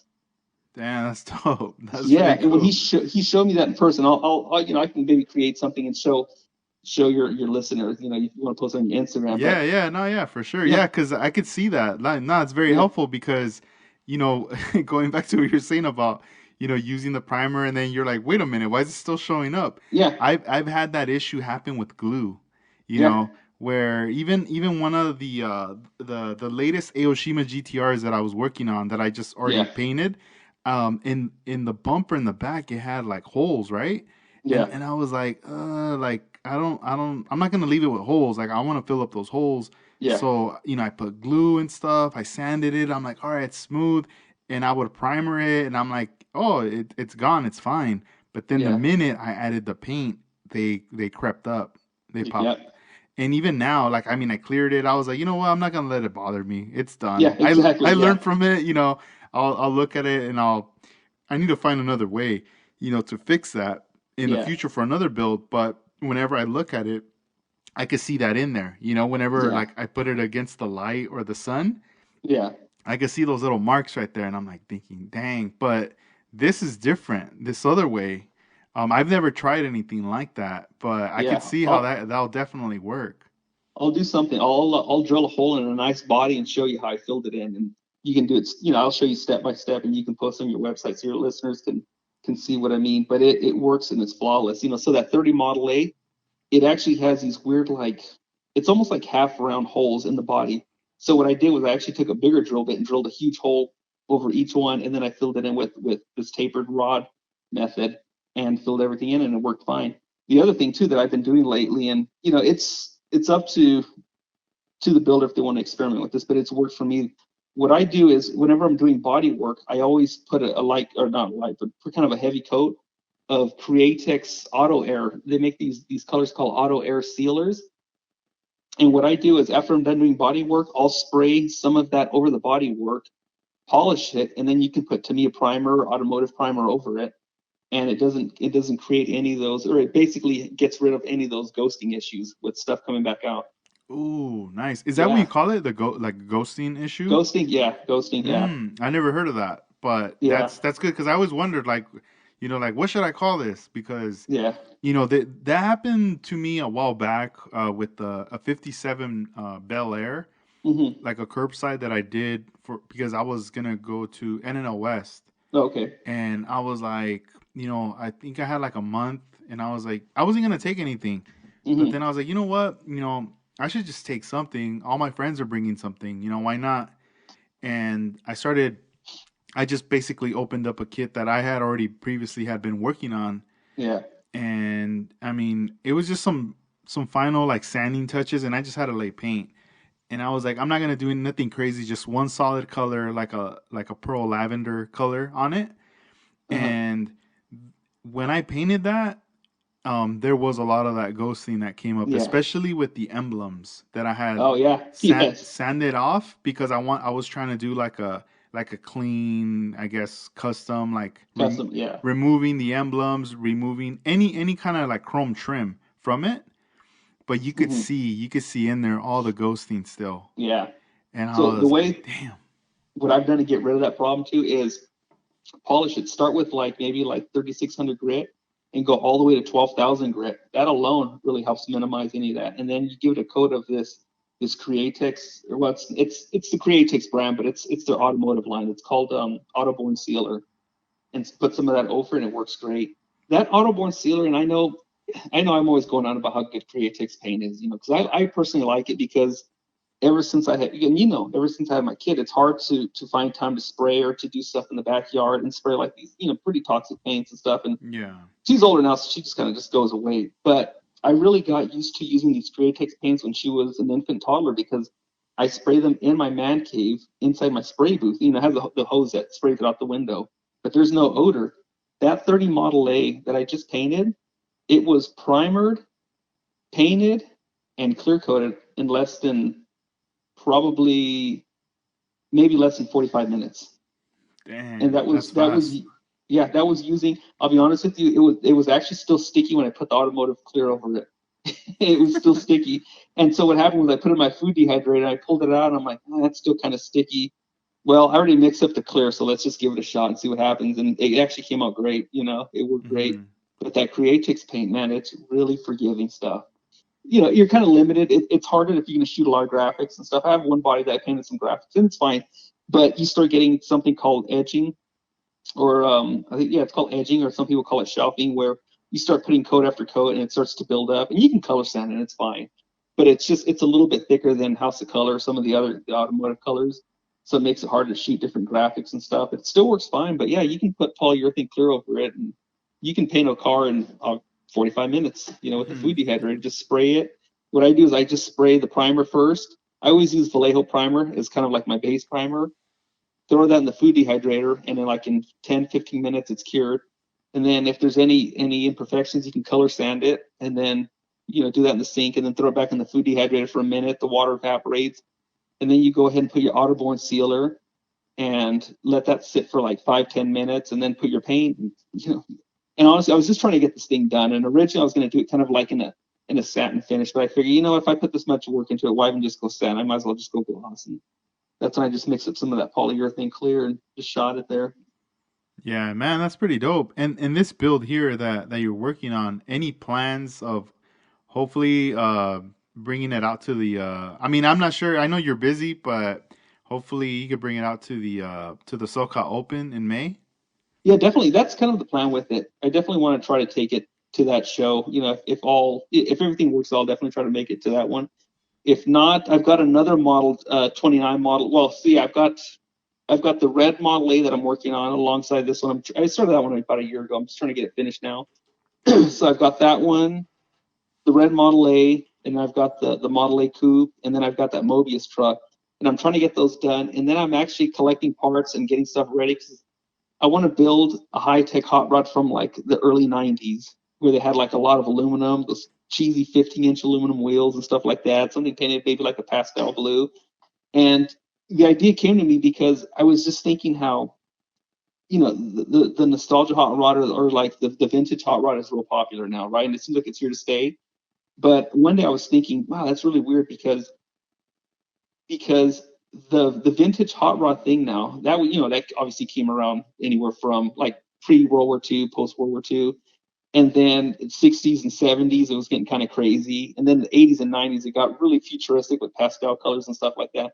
But it just kind of dawned on me that now the vintage stuff from the early 90s is we're as far away from that now as the true hot rods were from the 50s to the 80s. So, it's like basically 30 years. So, like 30 years from like the 50s to the 80s, and then from the 90s or the 80s to about early 2000s, it's like 30 years or so, give or take some years. But basically, it's the same time difference, if you kind of get what I'm saying, though. Mhm. So I thought it'd be fun to just build something. I mean, it's not really my style. I'm not really into like the high tech hot rods from the early 90s, but I think it'll just be cool just to build a model of one and just do something period perfect from the early 90s because there's something kind of cool about them. It's not my style, but I just remember going to a lot of these the good guys shows and like all the street rod events around my town and just seeing like these baby blue hot rods with like 50-inch Boyd wheels, and everything was billet aluminum tail lights and pedals. Everything in the engine was just polished aluminum, and then they were just kind of just really monochromatic. And I think I'm going to build something like that just for fun. Yeah, man, that'd be pretty dope to see something like that. Yeah, I'm hoping to see you. I'll be there for sure. I'll be vending at Oh, that good, show at good. Yeah, I hope to make it there. the Soca Open. But during this whole time, with you've been going back to like the monster trucks, but then you've been keeping yourself pretty busy building models. It's just you just haven't been posting anything. Exactly. Yeah. Yeah. Mostly because I just tend to start a lot of stuff like all of us do. And I just didn't want to bore people who follow my page with like, oh, look, he started another model. Whatever happened to that model? They just kind of just disappear. They're kind of like pilot episodes for shows like, oh, he started that one and nothing ever happened. And so I just told myself, you know what? Now I'm not going to waste people's time anymore. So if I'm going to post pictures, it's going to be stuff that is going to get finished. But yeah, so like this modeling obviously it's gonna get finished, and painting is the big thing. I can build stuff all day long, but then if I'm painting it and I ruin it, then the build doesn't go anywhere. So I just figured from now on, I have to make sure everything's painted before I really start posting a lot about it. And then I got some other kits that I'm working on though. Like I said, I'm building a replica of a 63 Impala for somebody. I'm gathering parts for that 29, but I'm also working on an 8 scale T bucket. I'm machining parts here and there for it. I've got a couple airplane kits that I've been working on. So yeah, I'm staying pretty busy. It's when I'm not out here for work, I'm at home, obviously, and then at night I just love to just my relaxing thing, kind of like when the family goes to sleep, I just like to just go in my man cave, put on Netflix low, and I just will find something to mess with. But yeah, Yeah. so the stuff that I'm posting right now obviously is the stuff that I know is going to get finished, but there's other stuff in the works too, and hopefully I can take them to a show at some point. Right on. Not too long ago, I had interviewed Pablo, Oh, and okay. it was cool because when I was talking to him, there was like a lot of similarities and things that I could relate to what he was saying. Okay. And that was one of the things. When the family they're ready to go to sleep, and then you have this free time. Yeah. There's like a window Hmm. of to work on stuff, and I was just he was expressing to me his schedule, and I was like tripping out. I was like, man, I'm kind of like in the same boat, Yeah. like that. And right now you're telling me also, so it's pretty cool. And one thing I want to ask, like, what would you say is like the hours where you go, all right, like I have the energy, I'm pumped, I'm ready to go. Like, when is it that time at night when you begin and when you say, all right, I'm calling it a night. It's time, I'll continue this tomorrow. So the times that I feel like I'm pumped up the most is usually Friday and Saturday nights because I can model as long as I want and not have to worry about having to wake up super early in the morning, like Monday morning to get ready for work. And for like this project here, I wake up at 3 in the morning to head out here. Yeah. And so I'm here for the week. But yeah, Fridays and Saturdays usually are like my modeling, like those are my strong modeling days. And you can tell too by my posts, they're usually on the weekends. And then what I do is I'll have like maybe like I just make like a tea, just some like strong tea, and I just put on some good movies in the background, and I kind of just get into the zone like that. And it's funny because it's like I usually wait for like my wife, my daughter.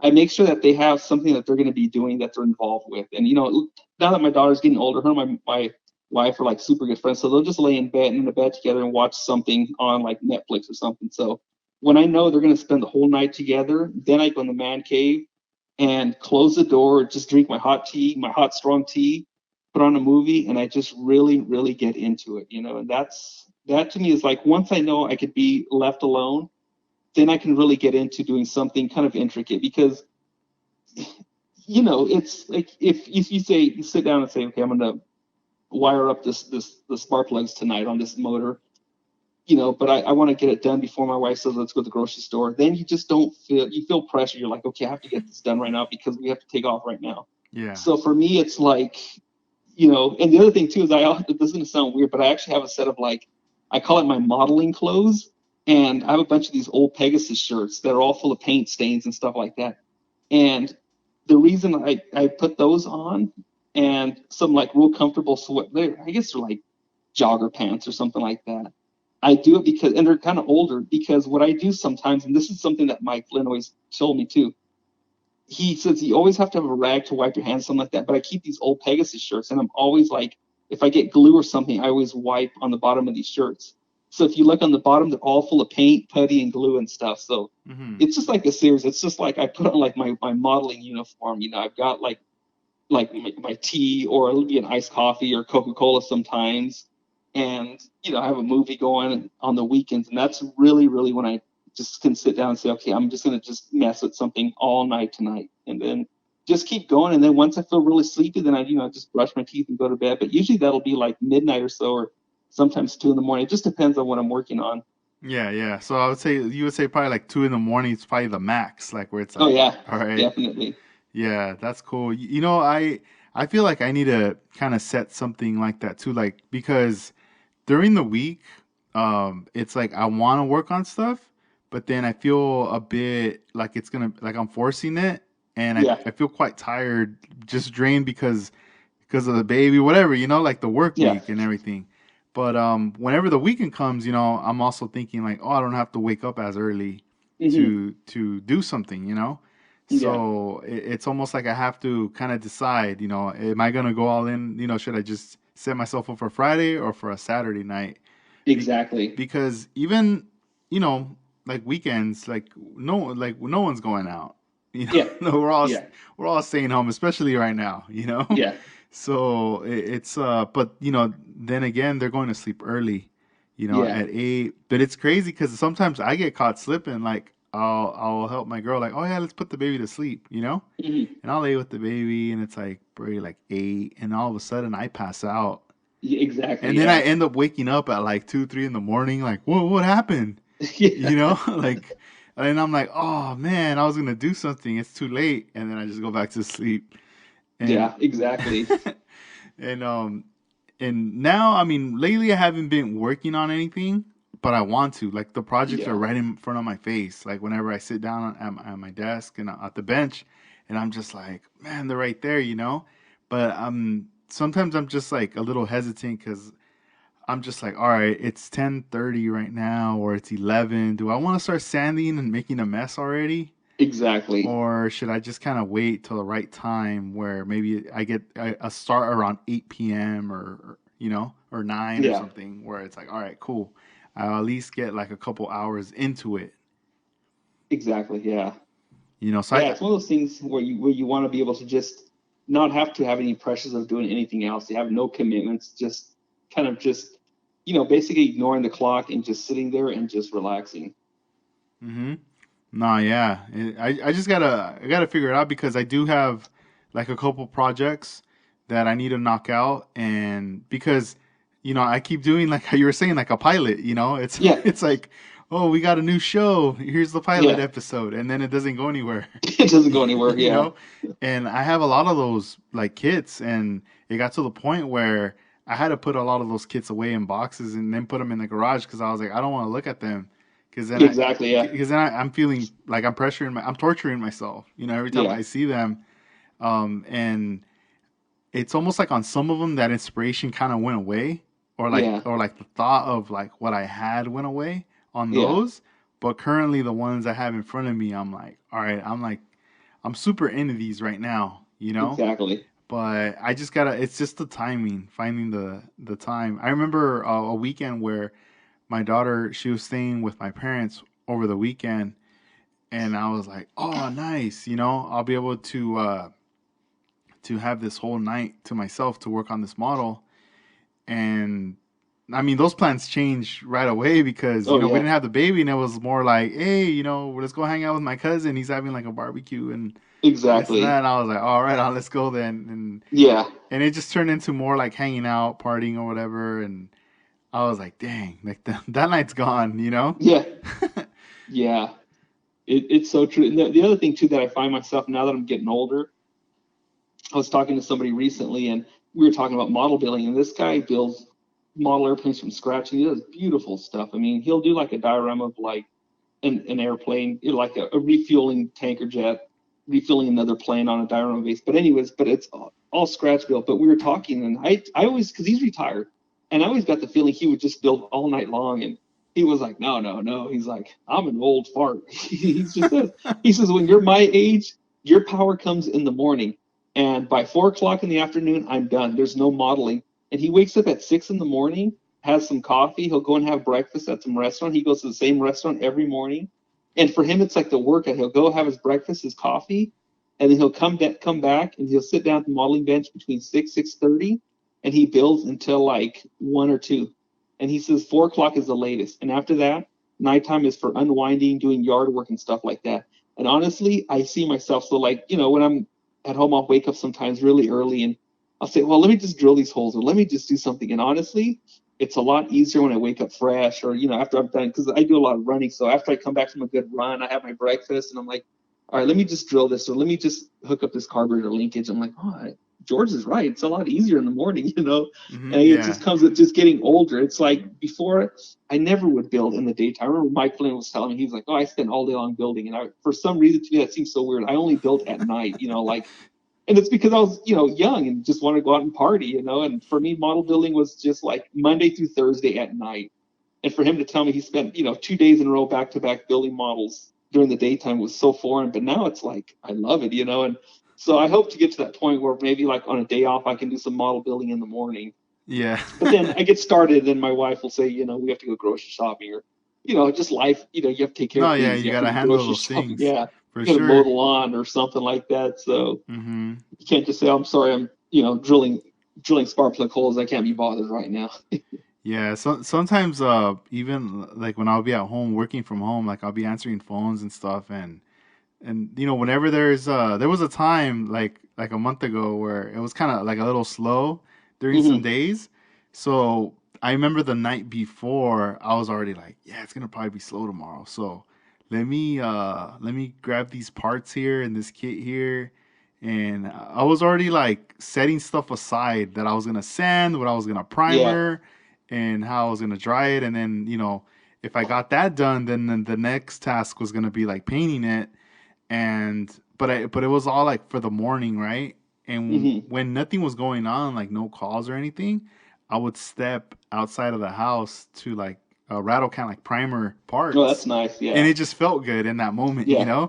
I was Yeah. like, oh, this is cool because also the baby was with my in-laws Oh, okay. being watched, you know. So I was like, cool, you know, it's like I'm working, but I'm not. I'm over here Hmm. having fun. But then I started to think, like, man, what if like when the day comes where you get to do this in the morning, like that, how you're explaining, you know? Yeah. Um, that's awesome because especially when you're retired, I feel like I feel bad for those people that retire and they have no hobbies, they don't know what to do. Exactly. They Yep. don't know Exactly. what to do, Yeah. and they want to do something, but they just completely don't know what to do. It's almost like they didn't prepare for this moment. They didn't see this day coming, but it's there. Yeah. And then next thing you know, they're freaking out about their health, and then they start to deteriorate or whatever. You know what I mean? Hmm. Like Yeah. It's crazy true. stuff starts to happen, and I've seen it, in the past happen to people, and it's kind of cool when you're attached to a hobby that keeps Yeah. your mind busy, and it's almost like you're just waiting for that day to come so you could transition into building or just doing what you love passionately like every day. Exactly. Yeah. So that's exactly what this guy's feeling was. So this guy was a corporal for a local police department out here, and we were talking, and I met him, of course, working at Pegasus. And when I first met the guy, he just seemed like he never wanted to talk. He actually seemed like a jerk, and he's just like always grumpy and stuff. And then I was talking to him one day, and he kind of opened up, and he was just he's a really nice guy. He's got a lot of kits, and we were talking one day about models, and I'm like, well, how big is your collection? Because he would come in and buy 4 or 5 of the same airplane kit. And these were like $50, $60 kits. And he was like, well, let me tell you something. He's like, my parents were immigrants from Greece, and we were poor when I was a kid. I always wanted a nice model collection. And so now I have 4 storage units of models. And I'm like, what? He's like, yeah, 4 storage units. He says, I probably have over 10,000 models. I can't tell you how many I have, but I have 4 or 5 of everything. And then he has all the hard to find model kits that you've ever wanted. So like, there's certain like old like Aurora kits. They're super expensive. He'll pay somebody to find him the best one in the country. So that's how good this guy's collection is. And then when he was a kid, he couldn't afford an airbrush, and we were talking one day, and I thought I had a big airbrush collection. This guy has like 80 something airbrushes Man. and like 6 compressors, and everything he has is just these big numbers. And he's got this big house, and he's showing me pictures of it, and the living room looks really nice, but it's set up as a nice modeling studio. And that's what exactly what you're talking about. He says he knew the day was going to come when he retired. He knew a lot of people that didn't know that he worked with on the police force who would retire. And he said these people had no life when they retired, and they would go back and hang out at the police station because they didn't have anything else to do.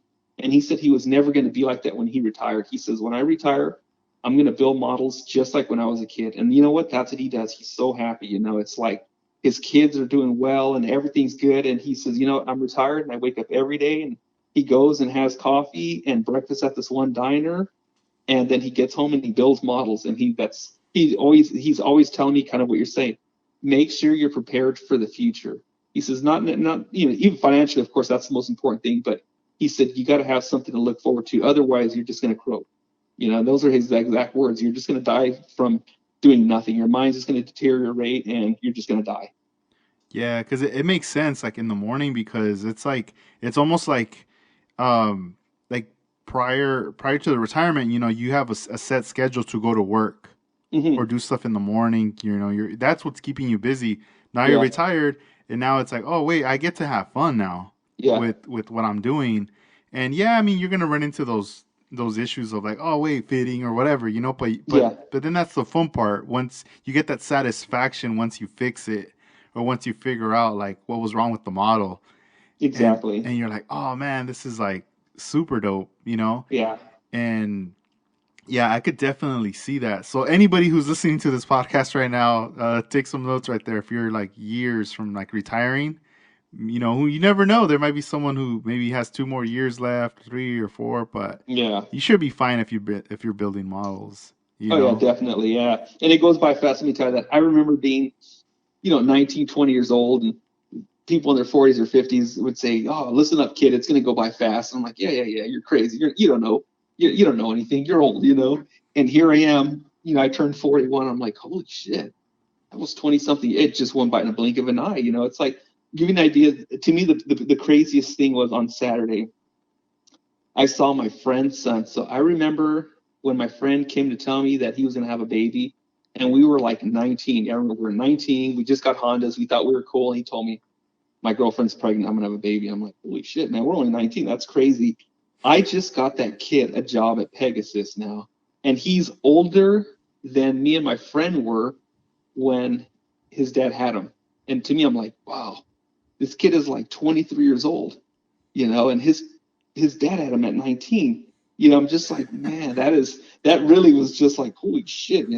And so my friend could be a grandpa anytime now, just like, you just Uh, realize, man, that just goes by super fast. It's just, it goes by fast. But yeah, it's good to have a hobby though. You definitely want to have a hobby to keep you busy, but no, and it does. models are fun. Models are fun, Yeah, it's funny because I'm already thinking like, like when you're young, you want to have this time, right, to build the models Mhm. because you're so into it. You're like, oh, Yeah, you're young, you have all this energy, you want to build all these models, but then it's like how we were saying, you got to go do your chores, do the groceries, or or it's like your girl's like, hey, why don't you? I want to spend time with you. I just want to be yeah, with you, all the yeah, time. And you're like, all right, all right, all right. You do all these things or whatever. But then I feel like as you get older, it's more like, I'm gonna go do my, yeah, go over there, go do your thing. I don't want to see yeah, you. I'm gonna do my thing yeah, too. It's yeah, almost like, we've been living with each other all our lives. We love each other, but you go yeah. do you and I'm gonna do me over here. That's exactly how it is with me and my wife. She goes to her room now. She actually doesn't want me in her room at all. She like, she's got her little room there. She's like, if I'm laying here, don't come in here, don't talk to me, don't tell me any stupid stories.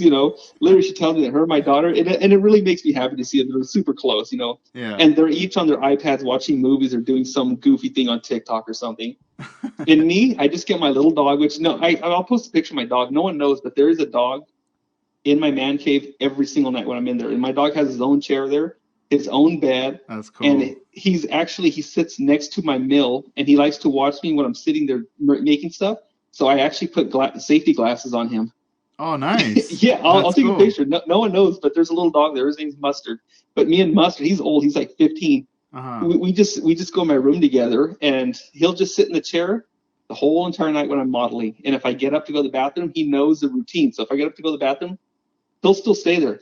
But if he knows that if he hears me locking doors, setting the coffee machine, he Mm-hmm. knows it's time for bed. He'll jump off and go meet me in the room for bed, Dang, right? that's But it's pretty so funny cool. because but it's so funny because kind of like what you're saying, like we love each other. You do you, I'll do me, and Yeah. that's really like weekend modeling sessions are like that for me. It's like Mm-hmm. Friday nights. We have this thing where every Friday night we got to dinner. When we come back home, I always sit in my backyard and I'll smoke a cigar, and then I'll smoke my cigar, go in the house, and then like once that's for me, like that's like okay, the weekend's here.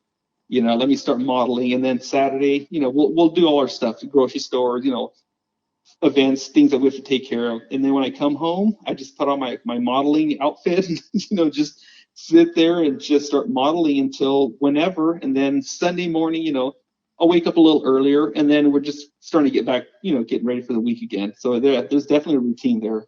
And even if Yeah. I'm not building models, I'm still tinkering with something, whether I'm machining like that thing I made a cylinder for a revolver. I don't have a gun for it. I just was like, I'm gonna make something this weekend on this mill just to see what it's like, and yeah, just something to tinker with. Man, that's cool. Going back to your dog, Mustard, do you ever think sometimes, like when you look at him and he's just chilling there, that maybe he's thinking, man, I can't wait for my next life. I'm going to either be a model builder or an engineer. Yeah, yeah. It's funny, man. That dog was a rescue dog. Somebody gave him to us like literally 10 years ago, and he was already like 4 or 5 years old. Hmm. And when I first got the dog, I didn't really care for him. I just ignored him, whatever. It was like my lady's dog. And then we got him the week my wife found out she was pregnant. And after that was all about the baby with for her, right? And she loves that dog too. She doesn't neglect him at all. But he kind of just became like my dog. So like I Hmm. feed him. He actually has his own water bowls in my man cave. He has like his food bowl, his water bowl, and his own chair. He has a chair there with like a little, and on the chair there's like a carpet with a blanket and some toys, and he'll just sit there and sleep all day long. He'll fart and the room stinks bad, but He but feels it's so funny he's with that. comfortable. He's Like, very comfortable, but yeah. he's a big part of the modeling there. That I guess I should show a picture of him someday because no one ever knows that there's a dog sitting behind me the whole entire time. Yeah. And it's so funny because like there's no one like if I make a part of something, there's no one for me to say like, look what I made. So I'll just turn around. I'm like, check this out, Mustard. He just stares at me like, all right, Yeah. He gives you the okay with the eyes. yeah. He just looks at me like, all right, whatever, weirdo. And he'll put like the second I say his name, he lifts his head up, and then he'll just look at me, and then I'll just turn around, and he just goes back to sleep, and I just go back to my own thing. Mm-hmm. Oh, But that's cool. No, it's always nice when you have like a pet just chilling right there. yeah, Because they know you're busy and they're just like, oh, I just kind of want to relax. They want to unwind, you know? They, exactly. they just want to chill. Yeah, And I guess they feel accepted when they know, like, oh, he's not telling me to leave, you know? yeah, exactly. He's Yeah, just letting me hang out right here in the room. So that's yeah. No, nice. that's his chair. If like a friend or somebody comes over and they sit in the chair, he'll walk up and he'll just stare at them while they're sitting on the chair, and that's his way of saying like, I want to sit up there. So you have to. So there's another chair. There's like an office chair that's in there that people can sit on because that's his chair, and he'll let you know like he doesn't bite or bark or anything, but he'll just walk up to you and just stare at you. Yeah. And I'm like, oh, that's him saying like he wants to go sit up there, and you have to move. It's just kind of weird to like guess that. Like, sorry, you got to move, dude. That's my dog's chair. Yeah. No, that's dope, man. Yeah, you should share them, Yeah, post them. I'll show a picture of him. Yeah, Yeah, people that'd be don't cool. realize that there's a dog every single night sitting there. Hmm. And like your builds when you're done with these builds, do you display? Are you displaying them right now, or are you just kind of just putting them away, stored away to No, make room? I'm finally displaying them. So like the 65 Impala that I built, that's the first model I've ever displayed at home. Well, at least since I've lived on my own. When I lived with my parents and I built models, as a kid, they would be displayed on the mantle. But I've never had a model on display at my house. They've always been at Pegasus. I've never had a model. So people come over and they'll say, "Where's your built ups?" And I'm like, "I don't have a single built up here." And so what I would do is I would build stuff, but then I would just put it like in a drawer and I would just lose it. I'm like, "Where did I put that model? I know I built something." I'd have to go back through these drawers and find it. So I just told myself enough is enough. So I actually cleaned off one shelf. I have this bookshelf, and I cleaned off one of the shelves of all the books. And I have one model there in a display case, and that's eventually going to be a full-on display case there Oh, that's nice. because it's nice. After you build something, it's nice to look at it. I've never experienced that. It's like I would build something, and then the day I was built, the next day I would just take it to Pegasus and put in the display case there, and it'll be there, forever. All of my models have been there since then. They're all packed up now since the move, but yeah, I don't have this is the first model I've ever displayed at my house. And even my wife was like, "Oh, it's nice to see something. I've never seen anything you've built before." And I'm like, "Yeah, I know. You know me. 20 something years. You've never seen a model that I've built." And she doesn't. She's never seen one built before. She's like, "You always start stuff, you never finish it." And Yeah. I'm like, "Oh, they're all at Pegasus." Man, did you ever feel like the first time when you were gonna display a model there at Pegasus and leave it there?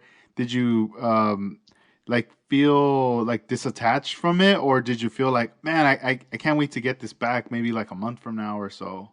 Oh yeah. So it was I built this blue and black truck with gold rims. I'll never forget it. It was actually pretty clean, right? But I remember I took it to Pegasus, and Mike Flynn asked me if I could display it there, if I wanted to display it. And I'm like, yeah. And when he told me that, I started shaking. I couldn't believe it. One of these like, holy shit, they're really gonna display it. And I remember it was on display there for like 2 weeks, and I went and I picked it up because I was afraid somebody was gonna steal it. But then I would take it home for the weekend, and then I would take it back the next Monday. I was only Mm, like 14, right? So I would yeah. go and pick it up on the weekends, like it was like weekend custody. And he was like, "Are you gonna make up your mind? Are you gonna leave it here or not?" I'm like, "All right, fine." And he was like, "Look, it's safe here. No one's ever gonna steal it. The cases are locked, and if it's at your house, it's gonna get broken." I'm like, "Yeah, that's true. You're right." And so, yeah, I remember but I would lose sleep that night. I'm like, "Oh my god, I can't believe my model's there." What am I gonna do? What if somebody steals it? And I would always want it back. And then after a while, to me, it was the only thing I knew was just to build a model and leave it there. I didn't know anything about displaying them at home until literally this year. You know? Like all the other models that were like contributed to that display, was it like the same artists that were doing it, or was it just kind of different people that were doing those builds? Oh, they're all different people. Some of those models have been there for literally 30 years. It's crazy that they're so. I mean, they're falling apart. Some parts would just fall off. Like I remember walking by one of the cars, and I was just looking at it, and I tapped the showcase, and the headlight fell out, and I was like, "Whoa, man!" But then again, they've been there for 30 years. Yeah. but they were all built by different people, and it was weird because before Pegasus moved, I was looking at that showcase, and I couldn't believe how many models that were in there were built by people who had passed away. It Oh was man. just scary. Yeah, it was just like, wow, that guy passed away. This guy passed away. This guy. I couldn't believe it. It was almost like a memorial. You know, it was just like, wow. Yeah.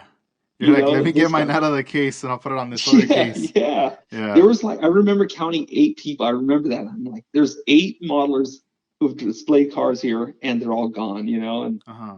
one of them had passed away like right before COVID. I remember because I used to see him all the time, and we had made plans for him to come over. You know, we're gonna barbecue, and I'm like, man, what happened? You know, he was supposed to. He was always coming over like clockwork.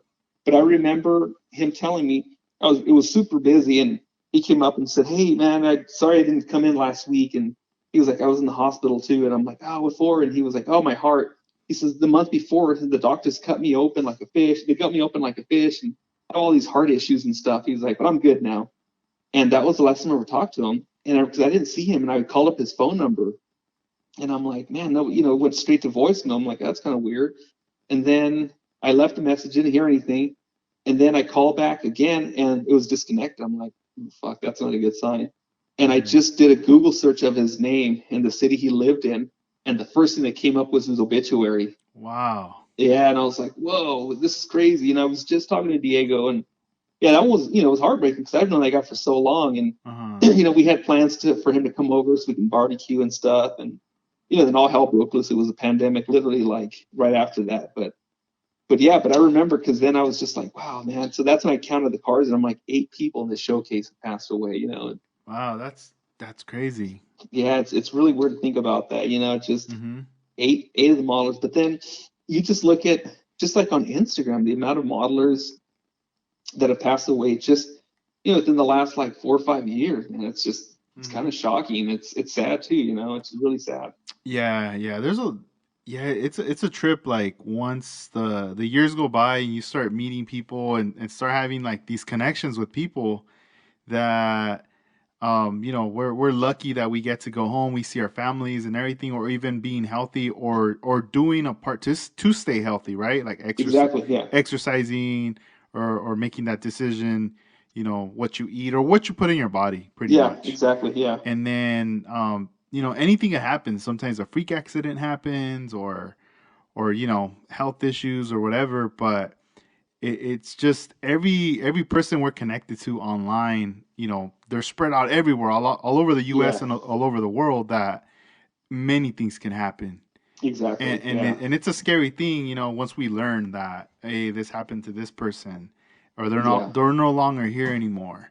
Yeah. It's like, oh my God, it's like super, super shocking for sure. Yeah. I mean, definitely. Even like the model show over at the NHRA Museum in Pomona, and they have that memorial there that they've had it for the last couple of years. I mean, I haven't been to the show in a couple of years, but the one time I went, they had something for a guy named John Scudder that I knew very well, and his friend Bruce. I've known those guys for a long time, and that was a shocker. And then the following year, there was a bunch of other people that passed away, and somebody was a good friend of mine was telling me, "Oh, did you know one of the guys' name was what was his name? Albert. Albert had passed away." And I'm like, "No, I didn't know that." And so this guy Albert had me painting something for him, and he was the nicest guy. I mean, he looked like Morgan Freeman. He kind of sounded like Morgan Freeman. Just this really nice guy. One of like, I'm sure you saw him. He was at every single model show and every single real car show, and everybody knew Albert. But I remember I was painting something for Albert, and he was very nice. And I was taking long, but not super long. I didn't have for a year or anything like that. But he was really, really pushy. He's like, I really need to get this. I need to get this. And I'm like, all right, whatever. And I didn't charge him anything for it. And then find out he passed away. So I think he already knew he had cancer, and he just wanted to get it back before he passed. Yeah. But it's weird because it's just like, like you said, it's like we're all connected, and it's just Mm-hmm. they're all just kind of just dropping off, and it's sad because it's just you just get used to seeing certain people at shows or hearing them, or your whole life you always kind of knew that they're back there somewhere, and all of a sudden they're not there anymore. Yeah. It's kind Yeah. of shocking. No, it is. Right now, what's tripping me out is like, there's on Instagram some model builders that are from Ukraine, Oh and yeah. also there's like a company that creates aftermarket products from there too. Hmm. And I mean, it tripped me out, when they started to post like, yo, like, um, we're not shipping anything, like, based on what's going on, and we don't even know like what's gonna happen. Yeah. And then another individual, kind of seeking shelter, and I'm just thinking like, fuck, like that's crazy. Like, we're all lucky that we're at home chilling with our Hmm. families, used to this routine, you know, have being able to like build a model car, and then, but on the other side, it's like these people that they have the same passion like us, Yeah. building the kits and getting it, creating parts or whatever.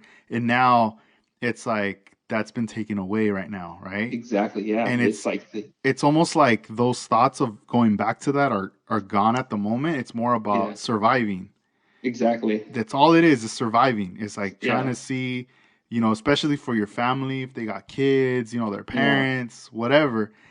And and it's like I notice I mean I follow some of these like artists and the company that are from there, but I've noticed like now like a lack, a decline of obviously no posts, you Yeah. know, that Yeah. it's kind of trippy because you don't know, what's going on. And I mean, I even before, it's not like I was conversating all the time or anything like that, but I would like or see stuff, right? Exactly. But Yeah. then again, it's one of those things where you see and you go, "Oh man, let me send a DM just to say what's up," and hopefully they're cool. Um, and I'm not expecting like a reply, but Yeah. because I'm sure maybe everybody's hitting them up or whatever. Hmm. But then again, you see no activity, no nothing, like a disconnection. Yeah. That it Exactly. just makes you wonder, like, man, I hope they're safe. Exactly. Yeah. No, there's a And lot of model companies in the Ukraine, like Mini Art and I mean I forget the rest, but there's like three or four different companies. And then I know just recently, last week, one of the guys who paints the box art for a company called Rodin Models was killed. He was killed in one of the bombings in Ukraine. out So there, it's out there. Yeah. wow, Yeah. man, that's crazy. Yeah. Yeah, it's but that's the thing. Like, I feel like where obviously like it's so easy to communicate with someone across the world now. Yeah. And I feel like everyone's more connected than ever. That at some point you start to realize, like obviously we're younger, and then we got kids they're even more younger, and it's like you start to realize, what, we all need each other. Like it's like Yeah. like an ecosystem, right? Exactly. Like Huh? like a business standpoint, I need products from Japan, I need products from China, I need products from various places, Taiwan, wherever, the Hmm. US. And the minute something pops off, let's say something pops off in this one country and another it's now it starts to affect, right? Like, oh, Exactly. I can't get those products anymore because Yeah. they stopped production, they're not shipping anything, resources are super expensive and stuff like that. And I go, all right, well, I'll chill. But then again, later, then it gets crazy. Now it starts to affect everybody, right? Like right now, Yeah. like gas is like up, and you start to think like, all right, well, they use oil to make plastic and various Hmm. items. Like, we're talking about the prices of the kits. Yeah. Who knows the Exactly. faith in the future or whatever. We don't even know Yeah. what's gonna happen next week. Yeah. Exactly. We But don't. it's like, what if, for example, oh, kits, we're gonna come out with new kits for fall season, and now they're gonna be priced at 40, 50, $80, or Yeah. it gets to a point where you go, nah, I'm not gonna even cop those because I gotta buy groceries, or I Exactly. gotta pay 150 for gas now. Yeah. Yeah. Isn't that crazy? Yeah. So I mean, it's just a trip that I just feel like the old school mentality, as far as like, oh, I'm gonna take over or whatever. Like it's almost like, all right, that needs to go away. And Yeah. it's more like just let people do their thing. And I mean, I don't know. I mean, I really don't know, like, really the detail, like the politics side of all that or whatever. Hmm. But just from the outside, I try to see it more as like, man, like we need each other. you know, Exactly. Yeah, it's true. because it's like, especially like, I think like, all right, the US, there could be countries that could hate us, but as much as you hate, you need us, because Exactly. if you try to take us out and you do, who's gonna buy whatever you produce? Everything you make, yeah. Nothing. Nobody. All Exactly. right. Yeah. When are you gonna see your favorite basketball players play? Never. When are you gonna see Yeah. your favorite movies? Never. Like, Exactly. you know. Yeah. But the same. As much as like you need us, I need you too, because I need your product. Yep. Exactly. Like, and it's just a trip. But I don't know. I don't know. I hope those people are safe. And I mean, everybody who builds models, it's like I almost feel like, we're on to different things, but if you're specifically building models, it's like there's something special about you, the reason why you're doing this. Yeah. Obviously Yeah. it's keeping your mind busy and all, but then Hmm. again, it's like you doing creating parts, and you run into problems, a solution. Even, your mentor Mike, like he's already telling you how to, create solutions to things. And at some point, bro, that comes in handy in your life. Oh, it does. It does. Like, I mean, everything. I mean, just what I do for a living, I contributed like 100% to model building because it's kind of like what I'm doing out here, just figuring out stuff, putting stuff together. But even, I know a lot of people who started building models and went into like engineering, automotive repair, paint and body and stuff like that. And it's all, they'll tell you, it's all coming from, model building, just like, Wes Salazar, when I oh was yeah, talking to him. dude, I saw he had posted. He was repairing something, and he's Yeah. he's like, oh look, I used styrene. Yeah. Yeah. He works, yeah, he does paint and body. He does paint and body. And so he lost his job that he had. And I think he was refurbishing like medical equipment or something like that. And he lost that job. And it was kind of like almost like a good thing that he lost it because now he's doing something that he's getting paid way more to do. He loves it, and it's just instead of working on something that fits in the palm of his hand, he's working on something that he can drive. Mhm. And it's he said I was talking to him. He said it's the same thing. I'm mixing up paint. I'm doing this. I'm doing body work. It's the same thing as a model, except it's bigger. And so, but he was saying, yeah, he was like, everything I learned in models worked right into this. So he got right into paint and body. But, I know some other people that do like custom fabrication and stuff, and they all say it's all from model building. Yeah. It really, really does come down. It really has helped people. I know some other people who ended up, they all built models in the 50s and 60s as kids, and then they all either, they're in Vietnam or some of the other wars, different branches of the military. And when they got out, they all worked like aerospace, and they're just like when I was a kid, I built models and it's the same. Of course, a real airplane flies, but they're just saying, it's the assembly, the parts, or just like, when you start building models as a kid, you start realizing what certain parts are. That's the carburetor.